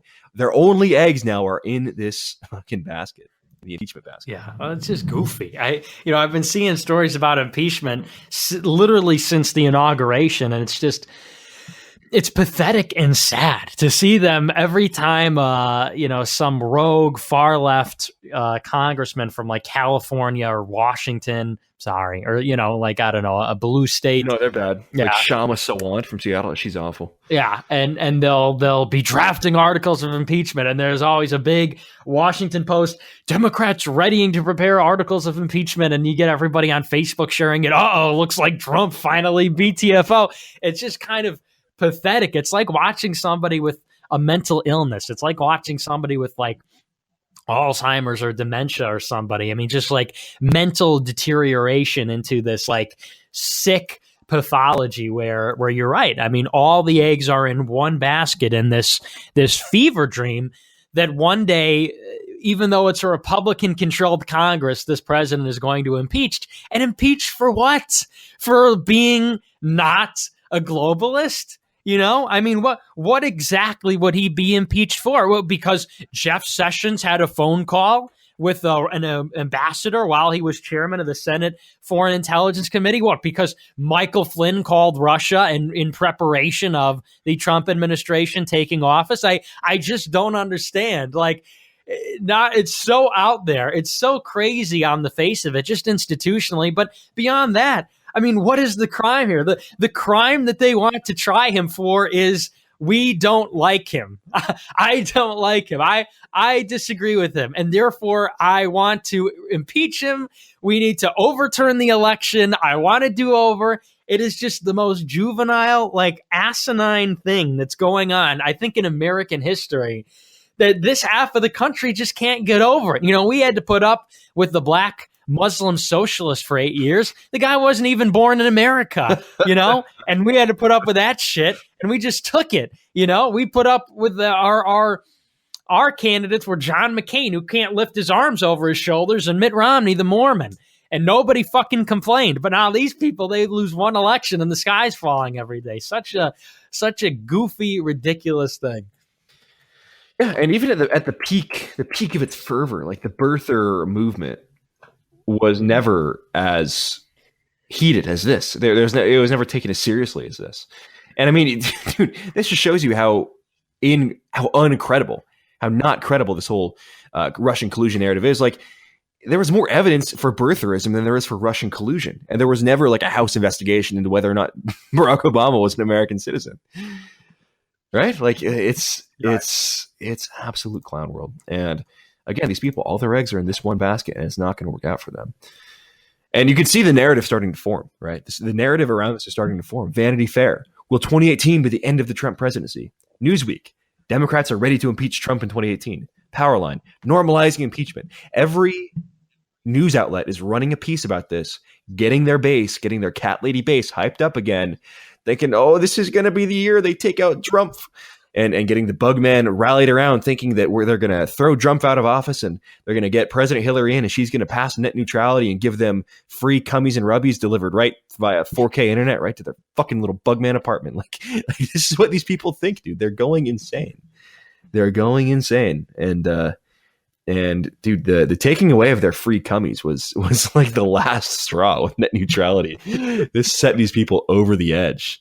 Yeah. Now that the internet is completely closed off, now that the pornography Cummies are illegal. the illicit cummies have been stopped. They're in outrage mode. Yeah, it's like, dude, drop it down to 360p, bro. Like I remember back in like back in the day, like that's all you could get, in terms of online video. Like, dude, I remember the first YouTube videos back in like 07 or 08, whenever that was first starting up. Mm-hmm. You go on there, it'd be like shitty quality, like webcam videos. You're like, oh wow, this is so cool. How far we've come in 11 years, where people go from just being thankful they can watch any kind of video or anything online to demanding like high def 4K virtual reality cummies piped straight into their house. Dude, chill out. Not the end of the world. Yeah. Not the end of the world. But it's not even going to have that effect, by the way. Like, it's not even going to do that to the internet. People think it's going to like, oh, all the porn's going to be gone and all the Netflix is going to be gone. I can't watch my movies. I can't watch my movies anymore. It's like, no, it'll still be there. Like, The internet's you won't notice any difference. Like, it's just making it so that people who monopolize bandwidth, like people who like fucking, are transmitting, like tons and tons of data at a time, could like be given better packages that suit them, right? If you're someone who's like transmitting a ton of video all the time, like YouTube or Netflix, and you want to maintain fast speeds, you can cut a deal with the ISP so that they can provide you like a discount rate or something. And if they wanted to, or they could charge you more because you're using their networks to get the data from point A to point B. And like this is actually going to be better for consumers. So all these people saying, oh, my company's like, nah, dude, it's fine. Anyways, something that is also going to be fine is the immigration deal. I know we're now moving back into concern territory with all these stories in the past week or two about a potential DACA deal. But dude, the Democrats are obsessed with not cucking on this. This is from The Hill. Gutierrez and Dems worry leaders may cave in dreamer talks. Democrats are pressing their leaders to take a stand in a year-end spending fight, which is already done, like it's not happening. Say they're worried the party is going to cave and allow a stopgap measure to be approved, even if it doesn't help young immigrants who could face deportation early in the year. I think this must be an article because it's talking about the end of the year fight. Yeah, this is from the 21st, so 2 days ago. 2 days ago. Luis Gutierrez, the party's most vocal advocate for immigrants, for illegals, says he's frustrated with the Democrats because they aren't taking a harder line on adding language protecting those covered by DACA to the stopgap. Not optimistic. I think Democrats have really not stood up for the dreamers as they can, he said, referring to the young immigrants brought to the country illegally who are allowed to work and go to school in the U.S. under DACA. No word yet whether he gave that statement in Spanish or English. Dozens of House Democrats and a coalition of progressive senators that includes several possible 2020 hopefuls have said they will oppose the end of the year short-term stopgap measure without a DACA deal. Good. Please shut down the federal government over illegals. I can't think of anything better. But Congress appears poised to pass a clean, continuing resolution and kick a slew of fights on DACA and other issues into the next year. So, dude, the Dem base doesn't want to cuck on this, and neither does the Republican base. Yeah, no, it's on one hand, it would have been awesome for them to shut down the government, but I mean, I think they know what a stupid decision that would be because of how unpopular illegal immigration is and how bad we could make it hurt that they didn't. So it's another one of those things where it was a double bind. Either we won, if they forced our hand on this one, we would have won. We would have forced them to shut down the government and defend these illegals.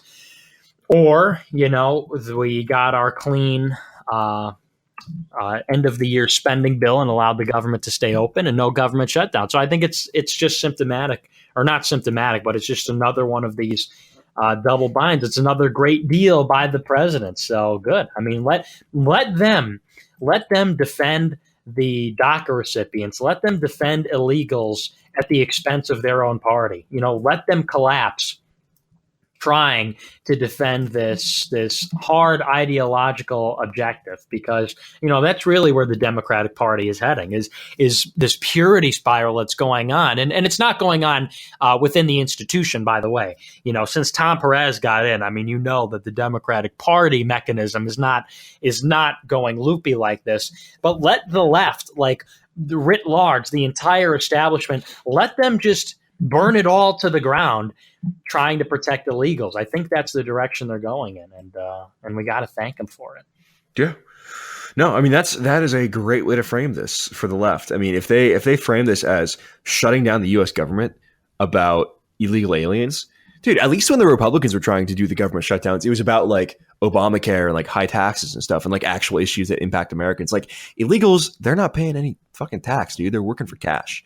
So they're not a contingency that most people care about, right? Like if it comes to a government shutdown, like I guarantee you, like 80 out of 100, I should say, Americans are going to side with the government not being shut down instead of illegals. And the other 20 people that side with the illegals are either like Hispanic activists or illegals themselves.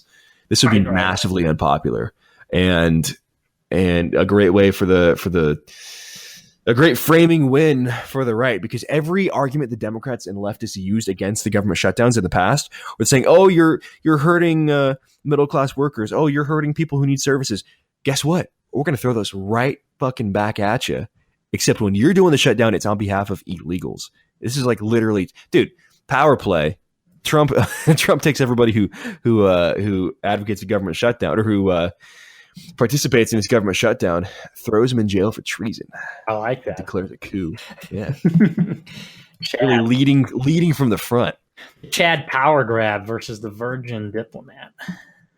Yeah. The virgin deal maker versus the Chad dictatorship. I'm all for it. I mean, it is tantamount to treason, though. Oh yeah, most definitely. Shutting down your government on behalf of illegals, foreign invaders. What else can you call it? I don't know. That's pretty close. That's pretty much the textbook fucking definition of treason. When you're shutting down your own government to benefit the people invading you. This was a time of war. These people would be drawn and quartered. Yeah, you're right. It's true, but why are they not? Yeah, we're gonna need more. We're gonna need more horses. I wish, man. It's like that joke. Rope tree journalist. Some assembly required. More like 4 horses, rope, tar, feathers, amnesty, traitor. Yeah. No, it's crazy. Like we're allowing our country, and that's by the way, that's an example of us making a joke. We're not actually advocating tarring and feathering of fucking House of Representatives. It's another example of us making a joke, but because we don't tone police, we can do that, right? Mm-hmm. If you're Crystal Clanton, you can't make that joke. That's right. Yeah, no, she's tough. She can't make jokes anymore. Her joke making career is finished. Her time to like find a husband is probably has probably come because her career in politics is probably not very bright. I don't even know if she's gonna have to have them kiddies. That's all she's got left. Yeah, and she's now deleted her Facebook too. Oh, brutal. Pretty funny. Pretty funny. Anyways, talking about more about this leftist meltdown, which is kind of, we talked in the first hour about the real political implications of the Trump presidency, but also the meta-political implications of the Trump presidency. Same goes for the left. In terms of real politics, they're not getting any wins. I mean, they're successfully holding back the Trump agenda at some vantages, and that's unfortunate. But meta-politically, they're taking heavy losses. Karl Rove is at the point now where he's like concern trolling Trump on TV. This is from The Hill. Rove says it's a bad idea for Trump to hold a lot of rallies in 2018. Republican strategist Karl Rove said Friday that President Trump would be wise to spend 2018 focusing on his agenda rather than campaigning leading up to the midterms. In an interview on Fox News, Rove said that Trump had enjoyed a boost in his popularity in recent days because of his focus on tax reform. By putting an emphasis on his policy agenda, Rove argued Trump could turn around his low approval ratings. He's not very popular, and the way to become more popular is to become less political and more involved in his agenda, said Rove, a former senior aide to President Trump. Now, the funny thing is, Rove actually isn't entirely wrong about this. But his motivations and the context of his criticism really lend you some insight about what he's really trying to do here. Right? When Rove says don't have any more rallies, what he's trying to say is don't have any more rallies and focus on the agenda. By that, he means don't interact with the voters. Don't respond to your base. Respond to the swamp. Right. Yeah, no, you're right. By not pleasing the rally goers, which is his base, by not sticking up for his base.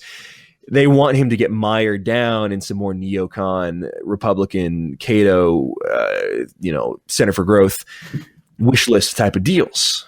Right. So that's what he's trying to say here.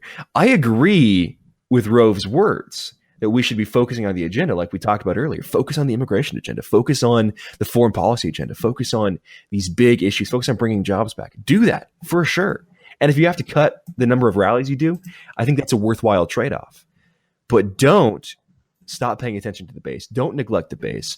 Don't get sucked into the swamp. And don't listen to the siren song of advisors like Karl Rove.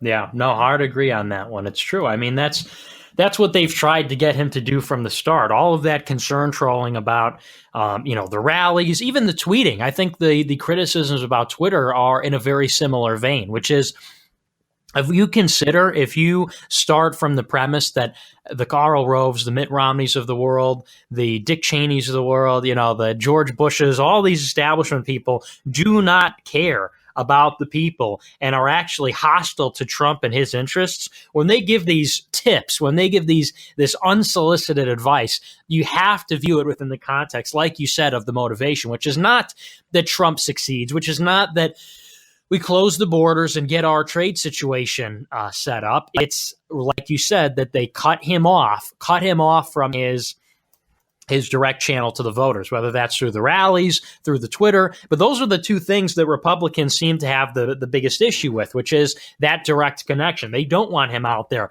interacting with people. They don't want him out there giving their message. They want to control the information. They want to be public understands news and understands what's going on in politics. And Trump has taken a sledgehammer to that by going on Twitter and saying, no, this is how it really is, and going to these rallies and calling everybody out. So that's a pretty astute read there, James. Highly accurate. Well, yeah. And when you think about who these people worked for, like these Republican strategists they run out in the media, people like Karl Rove and the people like Anna Navarro, Rove worked for Bush. Right, Rove made his name under George W. Bush. Bush went out as the least popular president in history. So when you think about people trying to mold President Trump to look more like the establishment, think about who their model is. Right, think about who they're trying to model Trump to be, and they want him to look more like H.W. Bush. Navarro, I believe, worked for Jeb. Is that right? Is it she worked for Jeb Bush, and that was like the only Republican she's ever worked for. And now she's known as like the Republican strategist on CNN. I think she worked for Jeb, or maybe it was Huntsman. I'm not sure. I know she was one of those guys, but yeah, Huntsman's not as bad. No, she was part of the Hispanic Advisory Council for John McCain, Huntsman in 2012, and Bush in 2016. So, okay, this is not someone who was right wing. Oh, she's born in Nicaragua, by the way.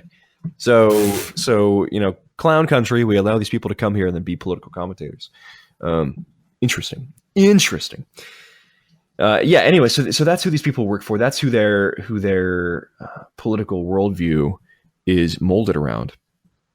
Not people we should be listening to. I mean, look, I liked Huntsman in some things, but he got like 1% of the vote in Iowa, and then he dropped out, right?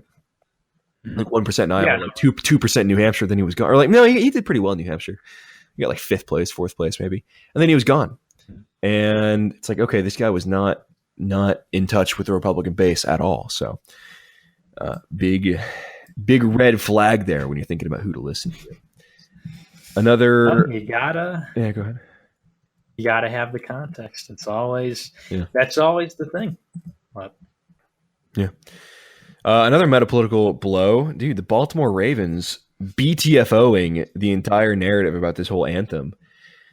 controversy. Now, I listen. I'll admit there's not enough like good right-wing podcasts for me to listen to like all the time when I'm doing work or other stuff. So occasionally I will listen to like the local sports radio podcast. Just because say what you want about the content, but sports radio, they do a good job of like actually producing like a tight show. And that's where I've gotten, the chops to do this show, I guess, even though it's kind of not going to be as good this week because I'm producing it in I'm doing it off the laptop. So we're doing it in Sony Vegas and not in Adobe Audition like we usually do. But anyways, like it teaches you about radio rhythm and timing and how to communicate with an audience. So it is good in that sense.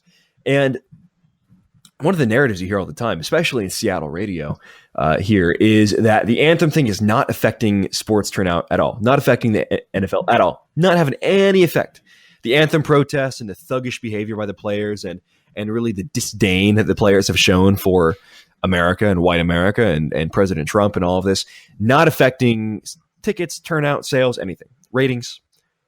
Of course, we all know that's not true, right? So the spin from the NFL, the spin from the networks, the spin from the sports media that has a vested interest in the success of the NFL, that's been their narrative. But it turns out the people who actually are in the business know that that's not true at all. So the Baltimore Ravens reportedly, this is from The Hill, reportedly blamed their participation in the national anthem protest for low game attendance in a letter to season ticket holders this week. The team's president, Dick Cass, signed the letter, which expresses concern to fans about the noticeable no-shows at recent games. Quote, "There are a number of reasons for the no-shows, but surely the one-time protest in London has been a factor," the letter reads. The Ravens were among several entire NFL teams who kneeled during the national anthem at games this season to protest racial inequality and brutality. Mm-hmm. I'll tell you what, there's a reason the races are not achieving equal results, and it doesn't have to do with treatment by the government. It has more to do with IQ. Members of the Ravens kneeled during the anthem at a September game in London, the first weekend after Trump called for players to be fired. The following week, the team kneeled in prayer and then stood for the anthem. So this team president comes out and says that the winning is not enough, right? The winning the games is not enough. They have to have a better product on the field in terms of, not a better product on the field, but they have to be better representations of the community is what he says. And they have to represent the community better. And they are not doing that. So, dude, the guys in the NFL, they know that this is driving down ratings. They know this is driving away middle-class white America that makes up the vast majority of their audience. And this is just another leftist cultural institution that is in collapse. Yeah.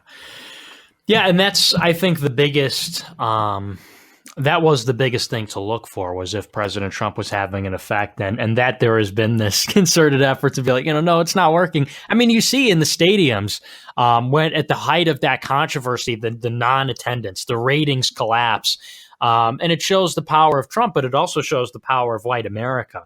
It shows the potential to mobilize. It shows the potential for this the culture war that our people are ready, and they're fed up and they're pissed off. And this is the battleground, I think, of that metapolitical struggle that we talk about. I think a lot of the racial stuff has been really solid with regards to Levon Ball, or what was that guy's name? The father of the UCLA players. And and this NFL thing, I think he's really red-pilling a lot of people. I think he's really pushing people towards this place with this particular narrative, with this particular style on the race question, where it's really forcing some uncomfortable things to come to light. And I think that's one of the more that's one of the more skilled things he's done. That's one of the better achievements that have come out of this presidency is this cultural thing that's been ongoing. I mean, much better than any Republican we've had for 25 years. So very solid.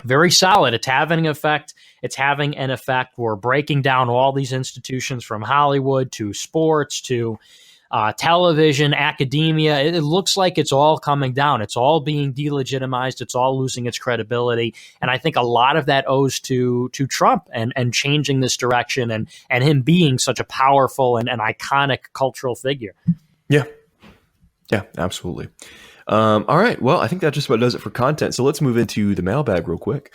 and we will talk about your questions. Again, we do the mailbag every episode, so join in if you're not a member already of the mailbag. Patreon level for $7 a month, you get the mailbag. We're going to be doing the Patreon up through sometime in January. We're going to transition from the Patreon to our own service on amfirstmedia.com. It's going to be better. You're not giving money to the leftists this way. You're not giving money to the Patreon folks, and you're not disclosing your personal information to Patreon too. I know that's a concern for a lot of people. It'll be entirely managed by us, by the team here at America First Media, and it will be as far as payment goes, we're not going to touch the payment. It'll be all handled through a payment processor. So you're not giving us your payment information or anything like that. Totally secure, totally safe, totally fine. We'll be switching over that here pretty soon, and we'll talk more about that as it comes. But anyways, let's get into the mailbag. Little Peep deserved to die. That's a vicious username, my man. Says, unfortunately, didn't get the chance to neg that idiot Comey in Nick's live show last night. Sounded like a dreamer and not 250 IQ. If the Dem Party is as energized as he says, how come they only raised $5 million last month? I don't know. Fundraising for the Dems is not very good. But you have to remember, too, the Democrats, they have a lot of other organizations. They have a lot of NGOs that they funnel money around with. And so while the Democrat fundraising numbers are never as good as the GOP's are, especially during the past couple of years, the Republicans have been kicking the Democrats all around when it comes to fundraising. There are other NGOs people give to on the left. He says, what do you guys think about this inquiry into the Obama admin's possible interference in Hezbollah drug trafficking? I don't know. I haven't looked into that. Nick, what do you think? Yeah, I haven't looked into that either, but I think a lot of stuff is going to start coming to light, come to light about Barack Obama. It looks like there's a lot of inconsistencies, a lot of wrongdoing that went on in that State Department, that Justice Department, really all over the place. And you're already hearing about that. The Justice Department reopening investigations into Uranium One, reopening investigations into some of the other scandals that went on during the Obama administration. So I am highly red-pilled on the Barack Obama question. It looks like the Justice Department is finally getting its shit together. Yeah, so this is from hotair.com. The Attorney General released a statement late yesterday declaring that the Department of Justice will follow up on a lengthy and well-sourced expose from Politico's Josh Meyer that detailed a concerted effort to suppress prosecution of key Hezbollah figures during the Obama administration. Sessions expressed hope that the claims would prove unfounded, but that national security demands a thorough review. So here's the thing about this, is that Hezbollah is not a U.S. national security threat. Right? Hezbollah does not pose a threat to the U.S. I don't believe they've ever attacked the U.S. Certainly not in the past 5 years have they attacked U.S. targets outside Israel. So Hezbollah is a threat to Israeli national security, absolutely, but they're really not our concern. I don't know. Just on its face, I'll need to look more into this, and I can provide some more insight on Wednesday, or not Wednesday. We're not doing a show Wednesday, but later on this topic. But I don't know. I'm not too keen on America going after Hezbollah. It's not really our issue. Yeah, but if Barack Obama was colluding with them, don't you think that's a little different? Right. Collusion is different than declining to prosecute. Right. That's the difference. I'll need to actually see the substance here. Let's read through this piece. Attorney General Jeff Sessions has ordered the Justice Department to dig into allegations in a Politico report that a series of potential drug prosecutions related to the pro-Iranian militant group Hezbollah were abandoned as the Obama administration pressed to strike a deal with Iran over its nuclear program. So the first question is where these drug prosecutions were. Are they American drug prosecution? Happening in the United States, or is this some foreign enforcement thing? Sessions indicated he was troubled by allegations that Project Cassandra, the drug enforcement agency's drive to target Hezbollah's foray into drug trafficking, ran into high-level roadblocks that stymied many of the cases agents wanted to bring, as well as efforts to get suspects extradited from overseas to the U.S. Okay, yeah. So this sounds like it was overseas investigations. We wanted to bring people here. We made a deal with Iran saying, hey, we won't prosecute these Hezbollah guys who are doing international drug trading that doesn't involve the U.S., apparently. We won't prosecute them in order to get a deal with Iran. I don't know. That seems like fairly standard procedure. Because yeah, that doesn't sound like the end of the world. And hey, if that's what it took to get the Iran deal, then I'm not going to be too up in arms about that. Look, I mean, we're going to spend all this money to extradite and prosecute these like drug traffickers, and instead we can just say no, we'll leave them there, and instead Iran, you have to make like nuclear security concessions to us. Yeah, I think that's a worthwhile trade-off.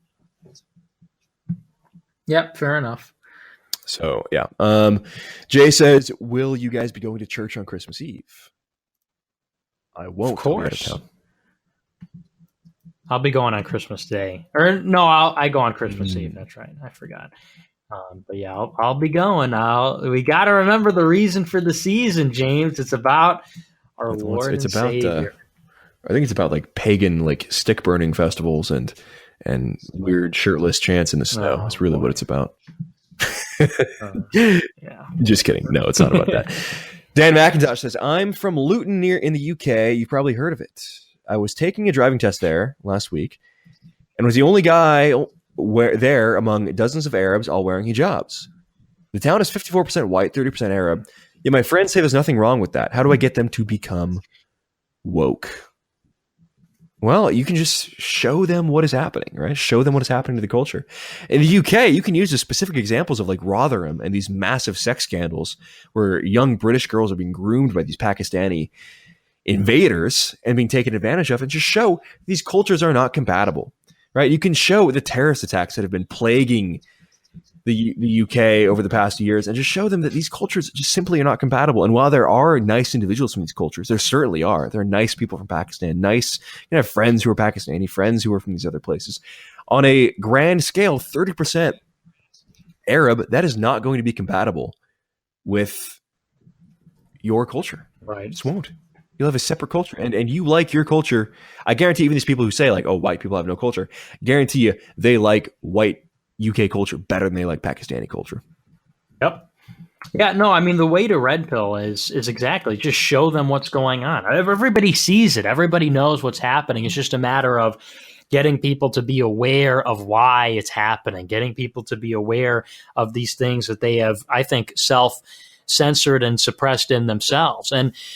And beyond that, ask, for example, like why you're not hearing more about that. I think that's the bigger red pill is why are we not hearing about that? Why did the government in Sweden stop releasing crime statistics? You know, I mean, things like that are really red pilling. To me, that was very red pilling, was not only what you're seeing, but what are you not seeing? Not only what narratives are being pushed, but which narratives are not being pushed. So I think that is those are the ways. I think that's a good way because like with my parents, all I had to do was show them these patterns, which cannot be ignored, and how everybody happens to be ignoring them. Like, really, is that a coincidence? Got to let people come to their own conclusions on it. If you push too hard, if you press too hard, people get defensive. People, start to, I don't want to go that far, whatever. But you just got to present these coincidences, these patterns, and just asking questions. Let people find their own conclusions, and they'll get there. Yeah, and making it tangible to people is something we always talk about, because people are not going to immediately jump into like political theory. They're not gonna start, thinking about grand conspiracies to undermine the West through mass migration. Like that's a bridge too far for most people. You got to start them with showing them how this is destroying their communities, how this is destroying their culture. And from there, you can illustrate to them why this is going on and why these people aren't compatible. But people innately know, right? We as humans, we know that these groups don't get along. We know that this is a recipe for disaster. It's just a matter of convincing people that it's okay to think that way. You got to break through the media conditioning and the government conditioning, the social conditioning that is really keeping people back and keeping people from expressing what they really think about their culture and their nation and their identity and who does and who doesn't belong in there. Nate says, kind of asking for advice here. What do you think is the best way to red pill a libertarian friend who really thinks we need open borders and thinks any government action is inherently authoritarian? You slap the fedora off their head, break their bong, steal their Rick and Morty DVDs and snap them in half and tell them to get the fuck outside. This autiste libertarian theory is not going to work. By the way, actually the best way to do this Show them what these people think about individual rights. Go to the Pew Research polling and show them what these people think about the First Amendment. Show them what they think about the Second Amendment, right? Say, okay, we have a democracy in America, whether you like it or not. You may think that we're on the verge of an ANCAP state, and that's great, buddy, but we're not, right? We have a democracy and a representative republic, but we have a republic that is governed by the will of the people. And so if you bring in people who have a will that is antithetical to freedom, that is inherently in support of bigger government and more authoritarianism, you're going to get authoritarianism, but it's going to be from them. And they're going to crack down on people like you who just want to be these free speech radical centrists. You're not going to have the right to do that anymore if these people win. So while we don't like necessarily using more authoritarian government, there's some aspects of it I do like, some aspects I don't. It's probably not most of our first choice to use these bigger government mechanisms. This is going to be the only way we save the country. The only way we save our nation is by using the force of the U.S. government, using the monopoly and force the U.S. government has to maintain our demographics and to keep our demographics in a place and restore our demographics to a place where they are favorable to a population that is inclined to support freedom. True. I mean, that's the way. I mean, that's the only way. That's how I came around. I was an autiste libertarian, and it's just a matter of seeing that all the values, and this is the red pill, though, is that all the values that you like, all the values that you think are universal and good, and we all want them, they are not shared. They are not reciprocated. It is not possible to cultivate these, or at least cultivate them in the amount of time that we need before. So don't want them. So don't want them. So don't want them. So don't want them. So. That's the red pill. That's how the libertarians get there. That's how I got there.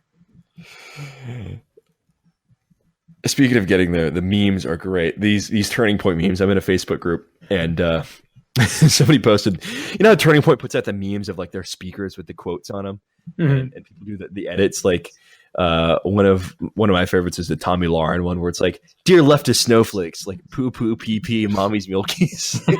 yeah, that's a great one. The one where it's like, "Hey leftist" with Ben Shapiro, and it's like Gucci gang, Gucci gang, Gucci gang. That's a great one. I just saw a new one with Al Gore. It says, "Which is more likely? The Arctic will have no ice by 2014. Number 2, a TPUSA employee saying, 'I hate black people,' like fuck them all, I hate blacks, end of story."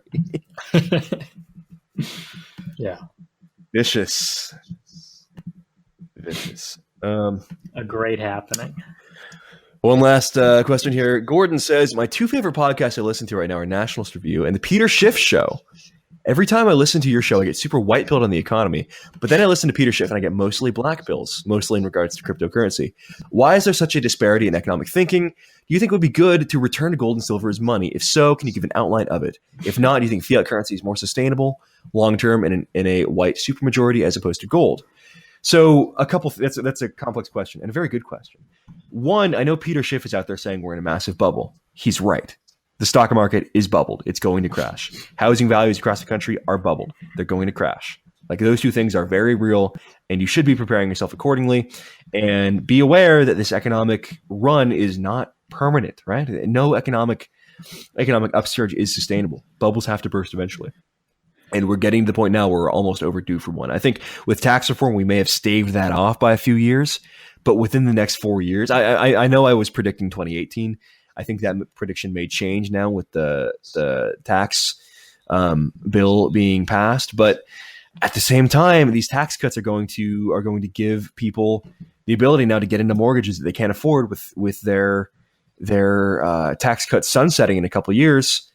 I think we're priming ourselves for a bigger disaster down the road. So Peter Schiff is absolutely right when he says we're bubbled in housing and stocks. That's true. And if it's not in the next couple of years, within the next 5, we're going to see some kind of collapse for sure. Now, as it turns to alternative currencies, Peter Schiff has a vested interest in selling gold, because I think he either owns a gold company or he's very, very closely economically tied to a gold company. So he is kind of a biased party when it comes to advising which investments to buy. So I don't think you can really look at that objectively and say he's objectively recommending gold. He's sponsored by him, right? He's paid to sell gold. He gets paid on commission for selling gold. Is Bitcoin bubbled? Yeah, probably. Are alternative coins bubbled? Probably not, because the strategic limitations of Bitcoin, I think, are holding it back. I think some of the innovators that are coming out in its wake will probably be more successful long term than Bitcoin is. But yeah, I mean, that's a big question. But yeah, bubbles there. Don't buy gold. Gold is not really sustainable for an economy as big as ours.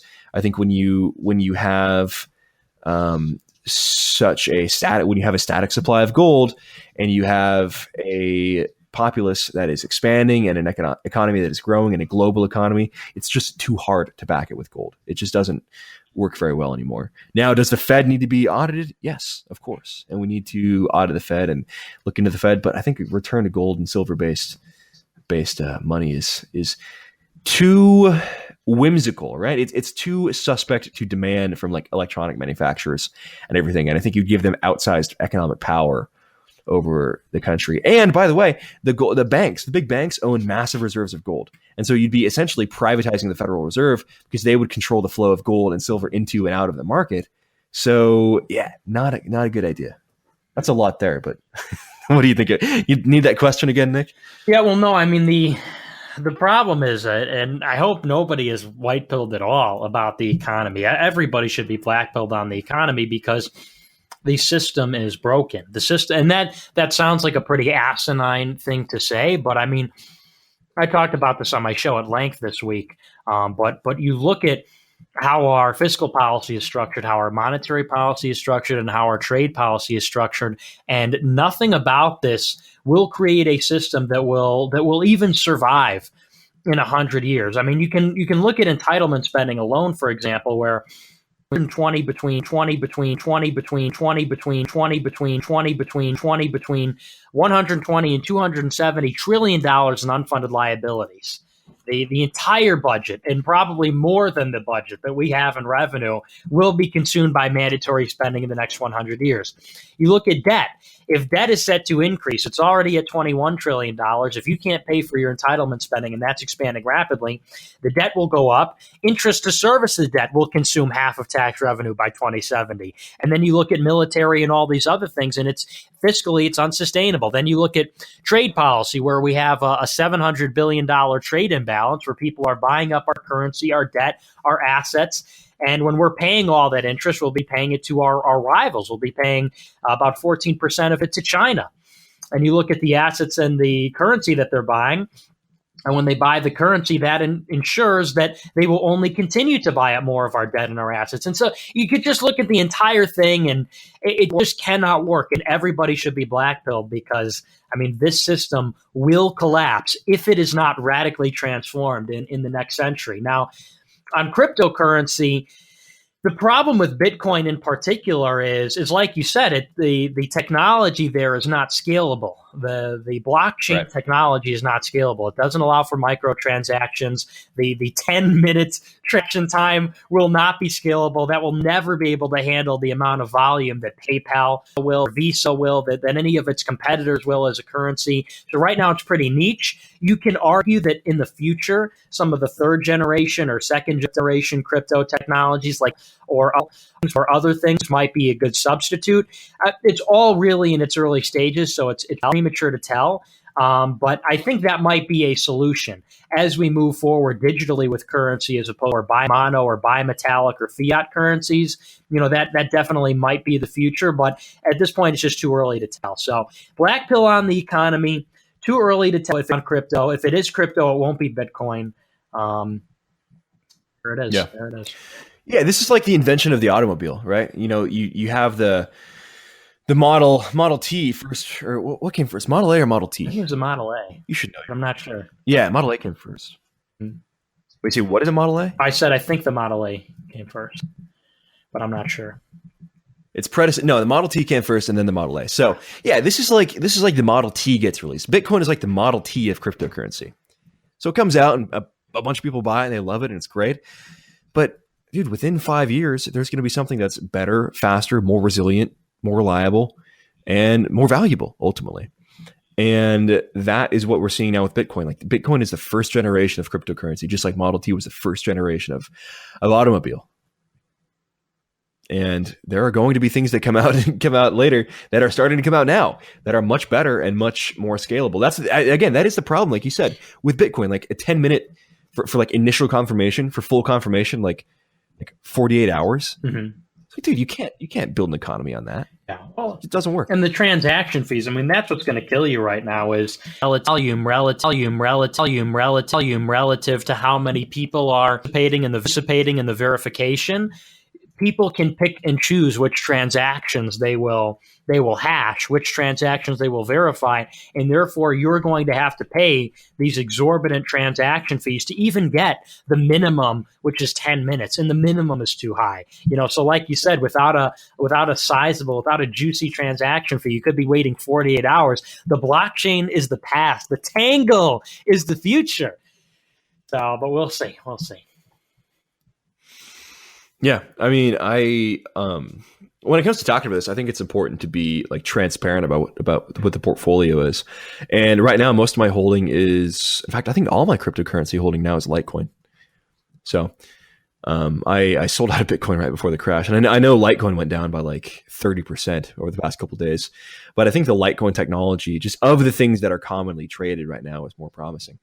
And we're going to see more and more things become commonly traded. And really the answer was, and I was saying this before it happened, the answer is buy whatever goes on Coinbase, right?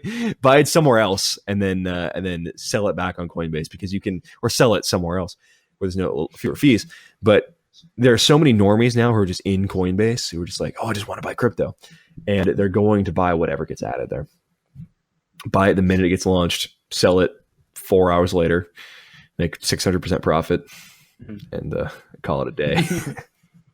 Yeah, agreed. But crypto, this is not economic advice, by the way. Oh, this is just theoretical here. Theoretical.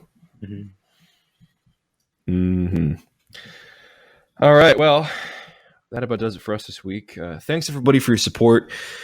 It's been a good year. We started off the year strong. I know we didn't start officially the company until like November. So we've been doing the show now for going on 4 months. That's not right. It's been fewer than 4 months. 3 months, I guess. Yeah, 3 months we've been doing the show. It's been a great start. We've been expanding audience, getting more and more people coming over every week here. So it's a good basis. We thank you all for listening. I guess our Christmas sentimentality coming out. We thank everybody for being a part of this. We especially thank our loyal patrons behind the paywall for helping us be able to do what we do. Thank you to everybody who's bought merch. I do apologize. It is mostly on me for because I'm the one coordinating that, but I apologize for the delay. But you'll be getting that as soon as it gets here. As soon as we receive it, we'll be getting that out to all you guys out there. So thank you all for ordering. Thanks for being a part of this. We got bigger things coming on the horizon for 2018, expansion coming, studios coming, all that is coming for 2018, and more content. We're going to be hiring people, bringing on new shows. So watch out all the competitors out there. Watch out Mark Levin over at CRTV. Watch out Ezra Levant over at Rebel, because we're coming for you. So yeah, we're gonna have great stuff on the website, great articles coming on the website, new shows, new podcasts, new features, new content. I know it's kind of tough right now because it's really just a 2.5 man operation, depending on who's working hard that week. Sometimes it's you and me, sometimes it's you and Matt, sometimes it's Matt and I. It's kind of a revolving door on how many people we got here, but we'll be and I think we can all agree on that. But we'll be adding more people here coming up in the year to follow. So thanks everybody for you guys are the first adopters, right? You guys are like the initial adopters of any technology. You're going to see massive results when it comes to fruition. That's right. Yeah. Thanks for a great year. Thanks for supporting us. Thanks for listening to us. And yeah, we got great things in store. Merry Christmas and a Happy New Year to the viewers and the fans of the Nationalist Review. Big things coming. Mm-hmm. And if we're not back on the 30th, we should be back on the 30th. If something is to happen and Nick, you want to extend your vacation by a day or something, we'll see you back at the absolute latest on the 3rd. I think we should probably try to do a show on the 30th, New Year's kind kind of thing. But we'll keep everybody updated on that on the website and on Twitter. So with that in mind, again, thanks everybody. Merry Christmas. We'll talk to y'all later. Enjoy the time with the family and friends, and enjoy it. It's not forever. Family's not forever. Enjoy the time you have with them now, because you'll regret it later if you don't. Dark note, but agreed. I can't be too white-pilled. Have to end with a little bit of the darkness, a little bit of the black pill. But hey, thanks again, everybody. We do appreciate it. We'll see you all either next week or at the start of the new year.